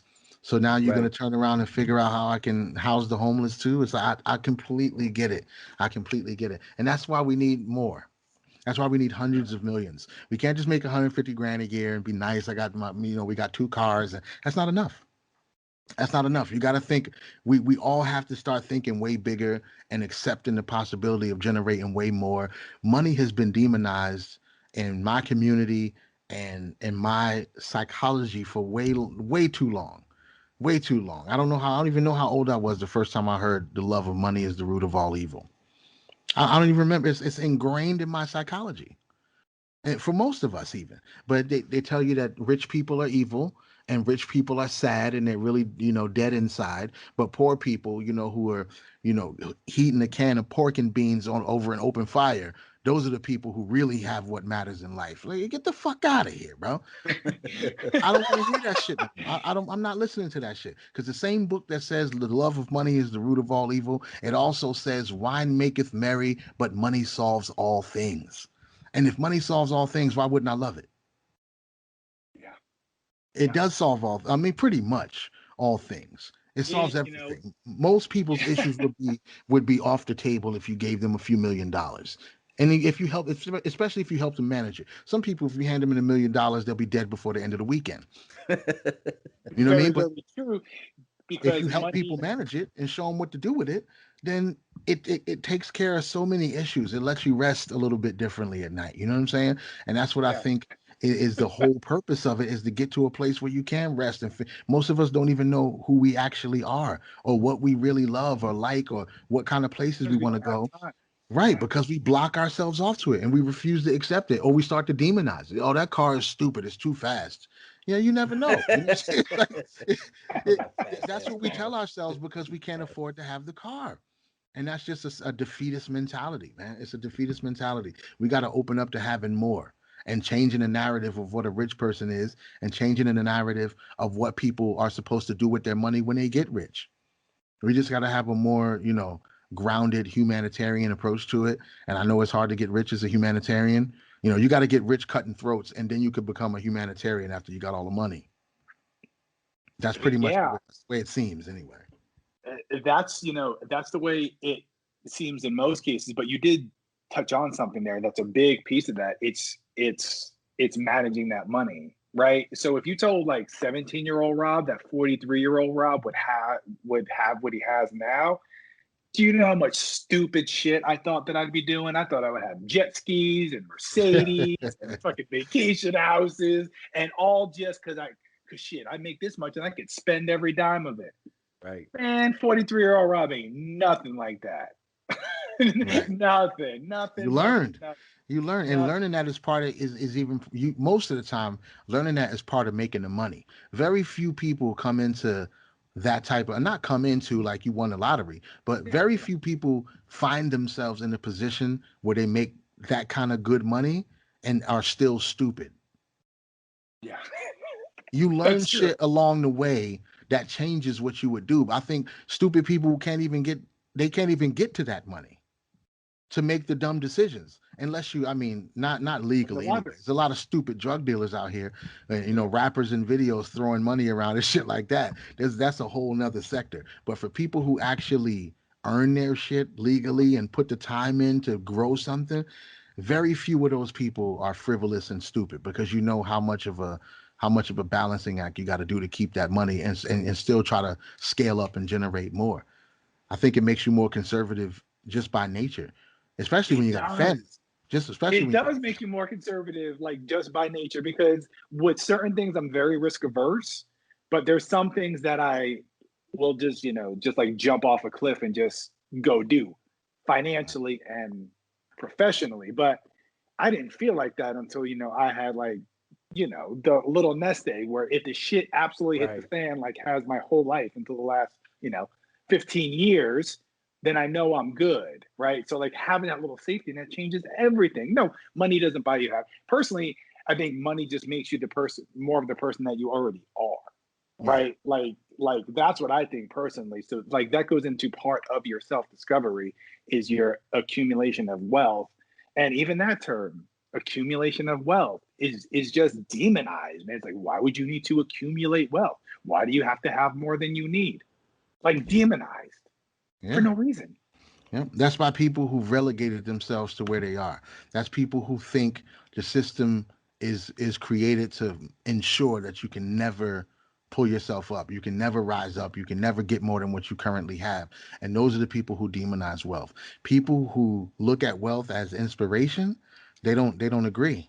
They don't feel that way. And those are usually the people who work their way to it. If you demonize it, I feel like, this is some metaphysical shit also. It may not be able to be, proven with above ground science. But I think when you hold those ideas and you demonize money, you reject it on a cellular level. Because Absolutely. if you already said it's Subconsciously, evil, yeah. yeah, go ahead. So like you said, subconsciously, if you already think it's evil, how could you ever put yourself in a position to take advantage of something where you would get the money that would make you be the evil that you say it is? No, when you are of the mindset that money is immoral, you are absolutely subconsciously sabotaging yourself and cutting yourself off from opportunities so that you can wear it as like a badge of righteousness. Mm, Like, no, I'm doing the right thing. That's why I'm broke. And that is a prevailing sentiment in a mm, lot of pockets of people in various cultures. And until you start dealing with that and changing your outlook, I mean, you're going to be self-sabotaging. You're going to make sure you're completely cut off from it. And 9 times out of 10, when you talk to somebody that's struggling with money, it ain't even about making money. It's really just managing it. It's really knowing how to manage your money to be able to be in a position where you have a surplus. And I think what happens is we're not giving any, especially if your parents didn't have it to teach you, it's hard to go get the knowledge on your own. But if we're not giving people, economic knowledge, then that's their response to not being able to progress is like, oh, well, it's just evil. I hate it. Because if they don't have the knowledge to figure out how to progress and to amass any wealth, then you can't help but to eventually, as a protection mechanism, you know, you got to kind of build that disposition and that feeling towards it so that you feel better about your situation. But it's unhealthy and it's destructive. mm. Absolutely, and it's very common too in the hip hop community because a lot of people, a lot of people believe the only way for you to get money is to either partake in some homosexual sex You took the or Baphomet, son. yeah, the Baphomet. If you cover one eye, that means you sold your soul to the devil. Fucking all they don't believe that anybody actually earned their fortune. You had to do some weird shit.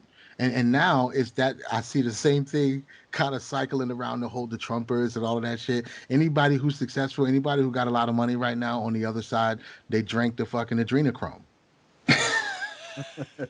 Dude, yeah, but it's not even that crazy.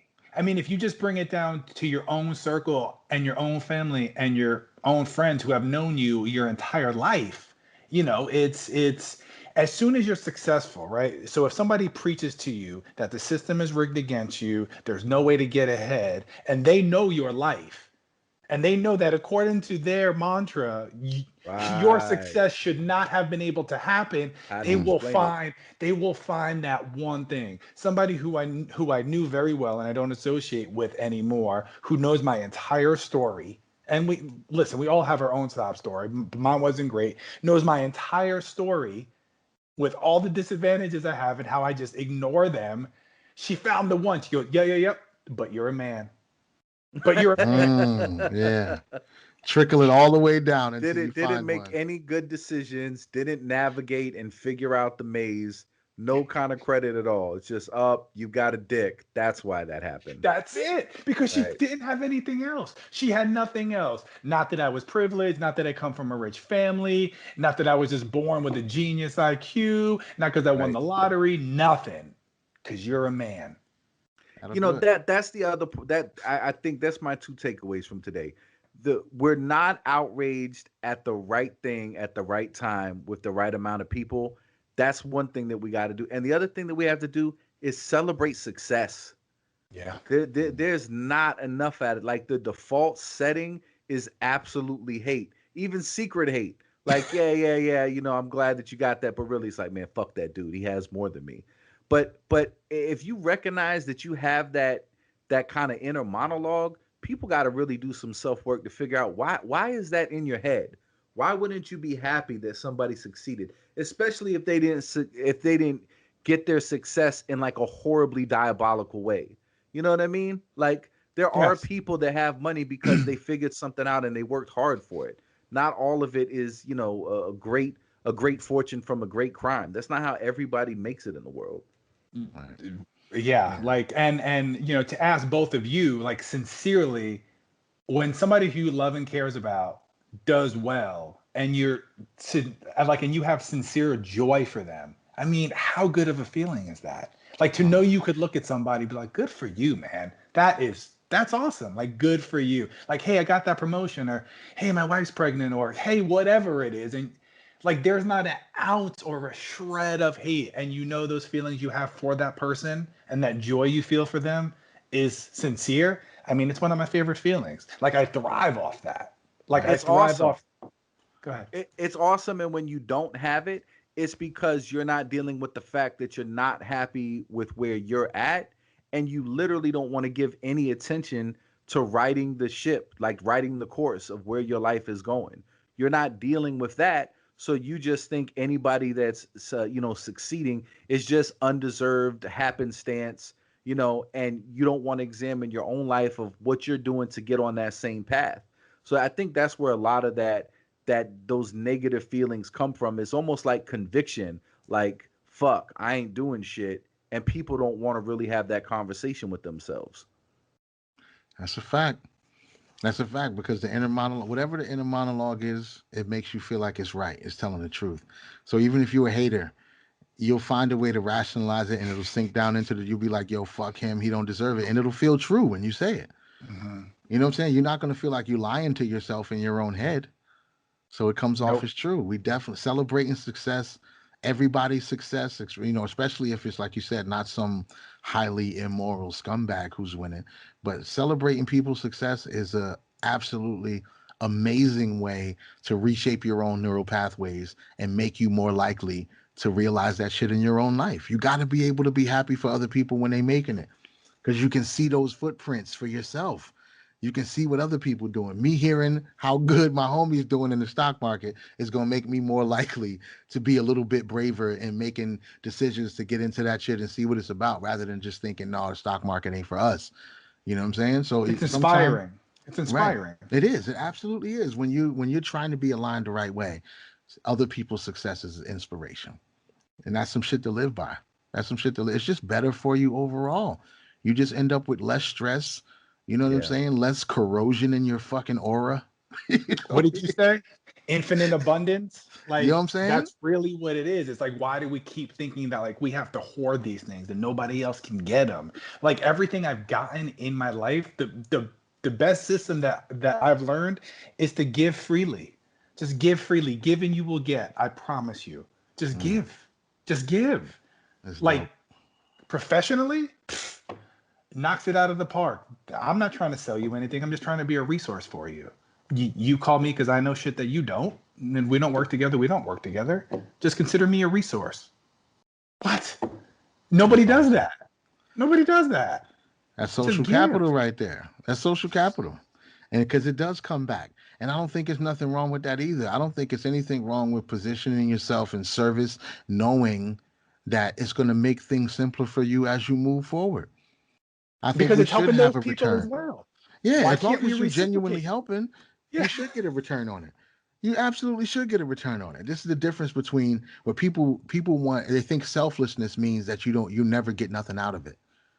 That's not what it means. That means you don't do it with the foremost intention of getting something out of it. You could know that you will eventually. That's fine. If I know I'm sending people to the guy who I get weed from, and I know they're buying ounces and ounces of weed from him, I know eventually when I need him for myself, I should be in line for a pretty nice discount. And I don't think there's anything wrong with that. I don't think there's nothing wrong with that, bro. This is how it works. Who could ever think that there was something wrong with that? You know what I'm saying? Who could ever think that? God, man, this has been so, man, I haven't stretched my brain out like this. I have to think critically for work, but that shit is nowhere near as fun as talking about this shit. You know what I Yeah. mean? Because most people I want to talk to about this, I get in about 10 to 12 minutes and they're just shutting down. I'm like, all right. All right. You see that glazed over look in their eyes. It's like, yeah, you tuned me out. I got it. Yeah, like they're like, as soon as you went deeper, then Tom Brady's the quarterback of the Bucks. I can't fuck with you anymore. You start hearing them reply to everything with, "Damn, that's crazy." Yeah. See, and that's what makes you a decent person, is because you notice it. I'm too autistic to give a fuck. I'm just like, hey, if you're gonna let me keep talking, I'm just gonna keep on bombarding you with this. Unless I call our libertarian friend, and then that becomes a fantastic conversation. Since he has an alias, we could touch on him real quick before we end this thing. I'm gonna get him on the show, bro. You we have to find, get him we on the find show. us a nice like one of those vocoders, the voice changers, so nobody knows who he is, and we're gonna get him on the show for real. It's gonna happen. Oh my god! So who we gonna make him sound like? Lil Wayne with the vocoder, Drake with the vocoder, like. No, we gotta go deep. It gotta be like one of those, the ones that used to be on A Current Affair, is hiding from the mafia, and they're telling all the mafia secrets. Just go You super just said a deep. current affair. Do you know you just said a current affair?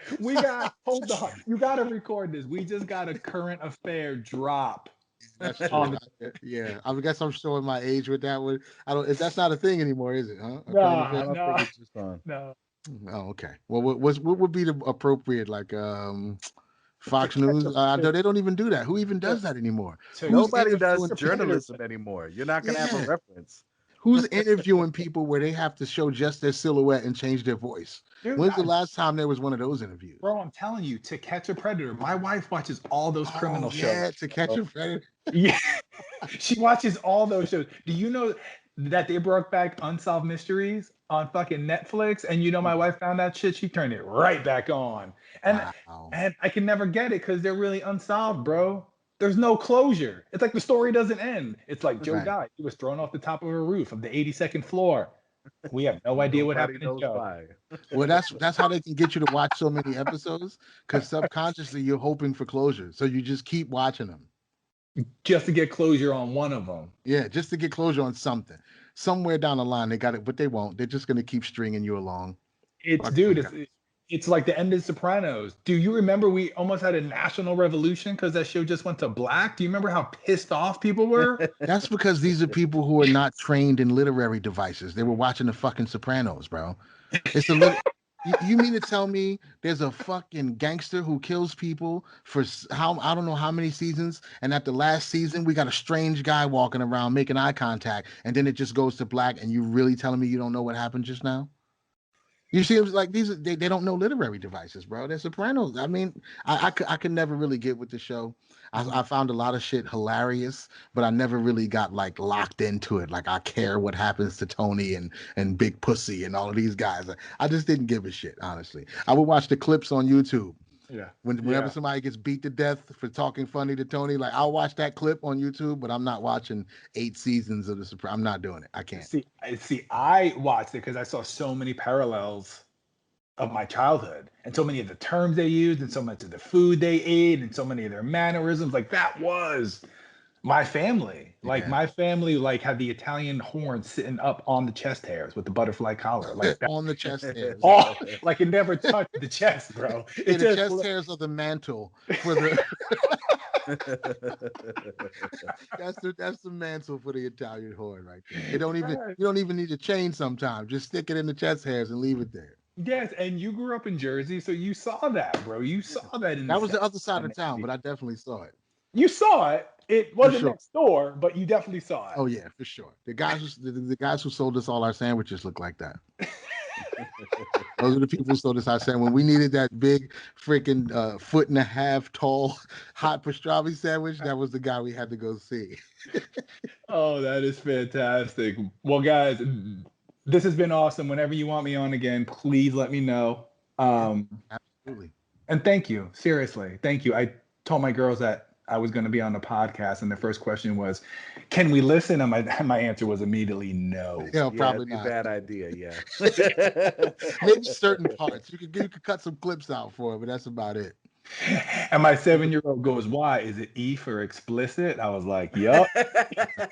Parental discretion is definitely advised. It is E for explicit, but my wife's gonna listen to it and she's gonna I can't wait. Right now I'm trying to decide on how many people I'm gonna share the link with and what exact kind of feedback I'm gonna get. Listen, man. Hey, listen. Whatever happens was I'm that what was joking, bro. I'm supposed to definitely happen? running this shit through the matrix. Listen, man, I'm the guy who purposely like uses that Gavin flag Tumblr. I'm the guy. My company, my company is based in Washington State. Like it's blue of all blue. You want to hear how backwards my company is? They gave us Juneteenth off, but not MLK Day. Just let that sit. Just let that Wow. sit with you for one day. If that's not the epitome of 2021 wokeness, I don't know what is. Wow. Right? That feels a little aggressive and toxic. Right? A little bit. A little bit. So Martin anyway, Luther King is falling out of favor in the yes. woke agenda. Yeah. Yes. Because he integrated his people into a burning house. Yes. So You know anyway, what I mean? so I go there to onboard and you got to give your license. Maybe I accidentally handed over my concealed weapons license instead of my driver's license. Oh yeah. You're asking for it. You're asking for it, buddy. How dare you exercise your freedoms? Maybe I was the guy who maybe emailed HR and was like, "Hold on, we have Juneteenth off, but not Veterans Day." Maybe that was me. Wow. Oh yeah, you're kicking up some dust, huh? Yeah, you're controversial, bro. You be careful. Be careful. Yeah, man. It was definitely awesome to have you on. It's always great to talk with you, bro. I appreciate you making the time. All Yeah, right. for sure. Hey, Thanks for being a guest, man. We love having you, man. We'll definitely have you no back. problem, pointy foam nipples. No problem. I think I'm gonna go put that song on right now. Maybe you'll get your 0.5% royalty from Spotify. One Yes, can only hope. yeah. You got to send me a link so I can make it the intro for the next show. Oh yeah. You're getting it right now. All right, guys. It All was right, take great. it easy, bro. All All right. right, peace, brother. Peace. Later. So yeah, man, that was dope. That was awesome. I don't Very get to talk to Bob too often, but he always sends me dope SoundCloud playlists. So whenever I get a message with a SoundCloud playlist, I know automatically that's who it's from. I haven't been on there so long, man. Oh, not SoundCloud. I'm in Spotify. Oh, Spotify. Spotify. Okay. Yeah, Yeah. Spotify playlist all the time. Yeah, man. I think my lady's on her way home back from the park with the kids right now. So I know that hopefully they'll be nice and tired tonight. They won't stay up too late. I can watch maybe if I'm lucky 2 episodes of Agents of Shield. I'm finally catching up on that. I didn't realize that shit's been on for like 7 seasons already. I was like, damn, son. I might as well jump in, start checking it out. It's a little Marvel fix. Sounds like a plan, my brother. Well, yeah, this was a good one, man. I think we're almost 3 hours, man. Yeah, that's awesome. That's awesome. I'm happy. And we got another guest for next week. So that's good. Look at you just lining them up. Yeah, so we got it's expansion time. Well It's done. expansion time. We got to get these roots spreading so we can we need, like you said, we need the critical mass of information and knowledge, and we just got to start disseminating more of it, yo. We need it. We absolutely need it. Absolutely, man. Well, it's always a pleasure, my brother. Enjoy your Agents of Shields, and I will get up with you in the week, man. Absolutely, man. Enjoy the rest of your night. You do likewise. I apologize for XELA. I'm sorry. I take full responsibility. I'm sure you'll get me back. All right. All right, Later. bless. Peace.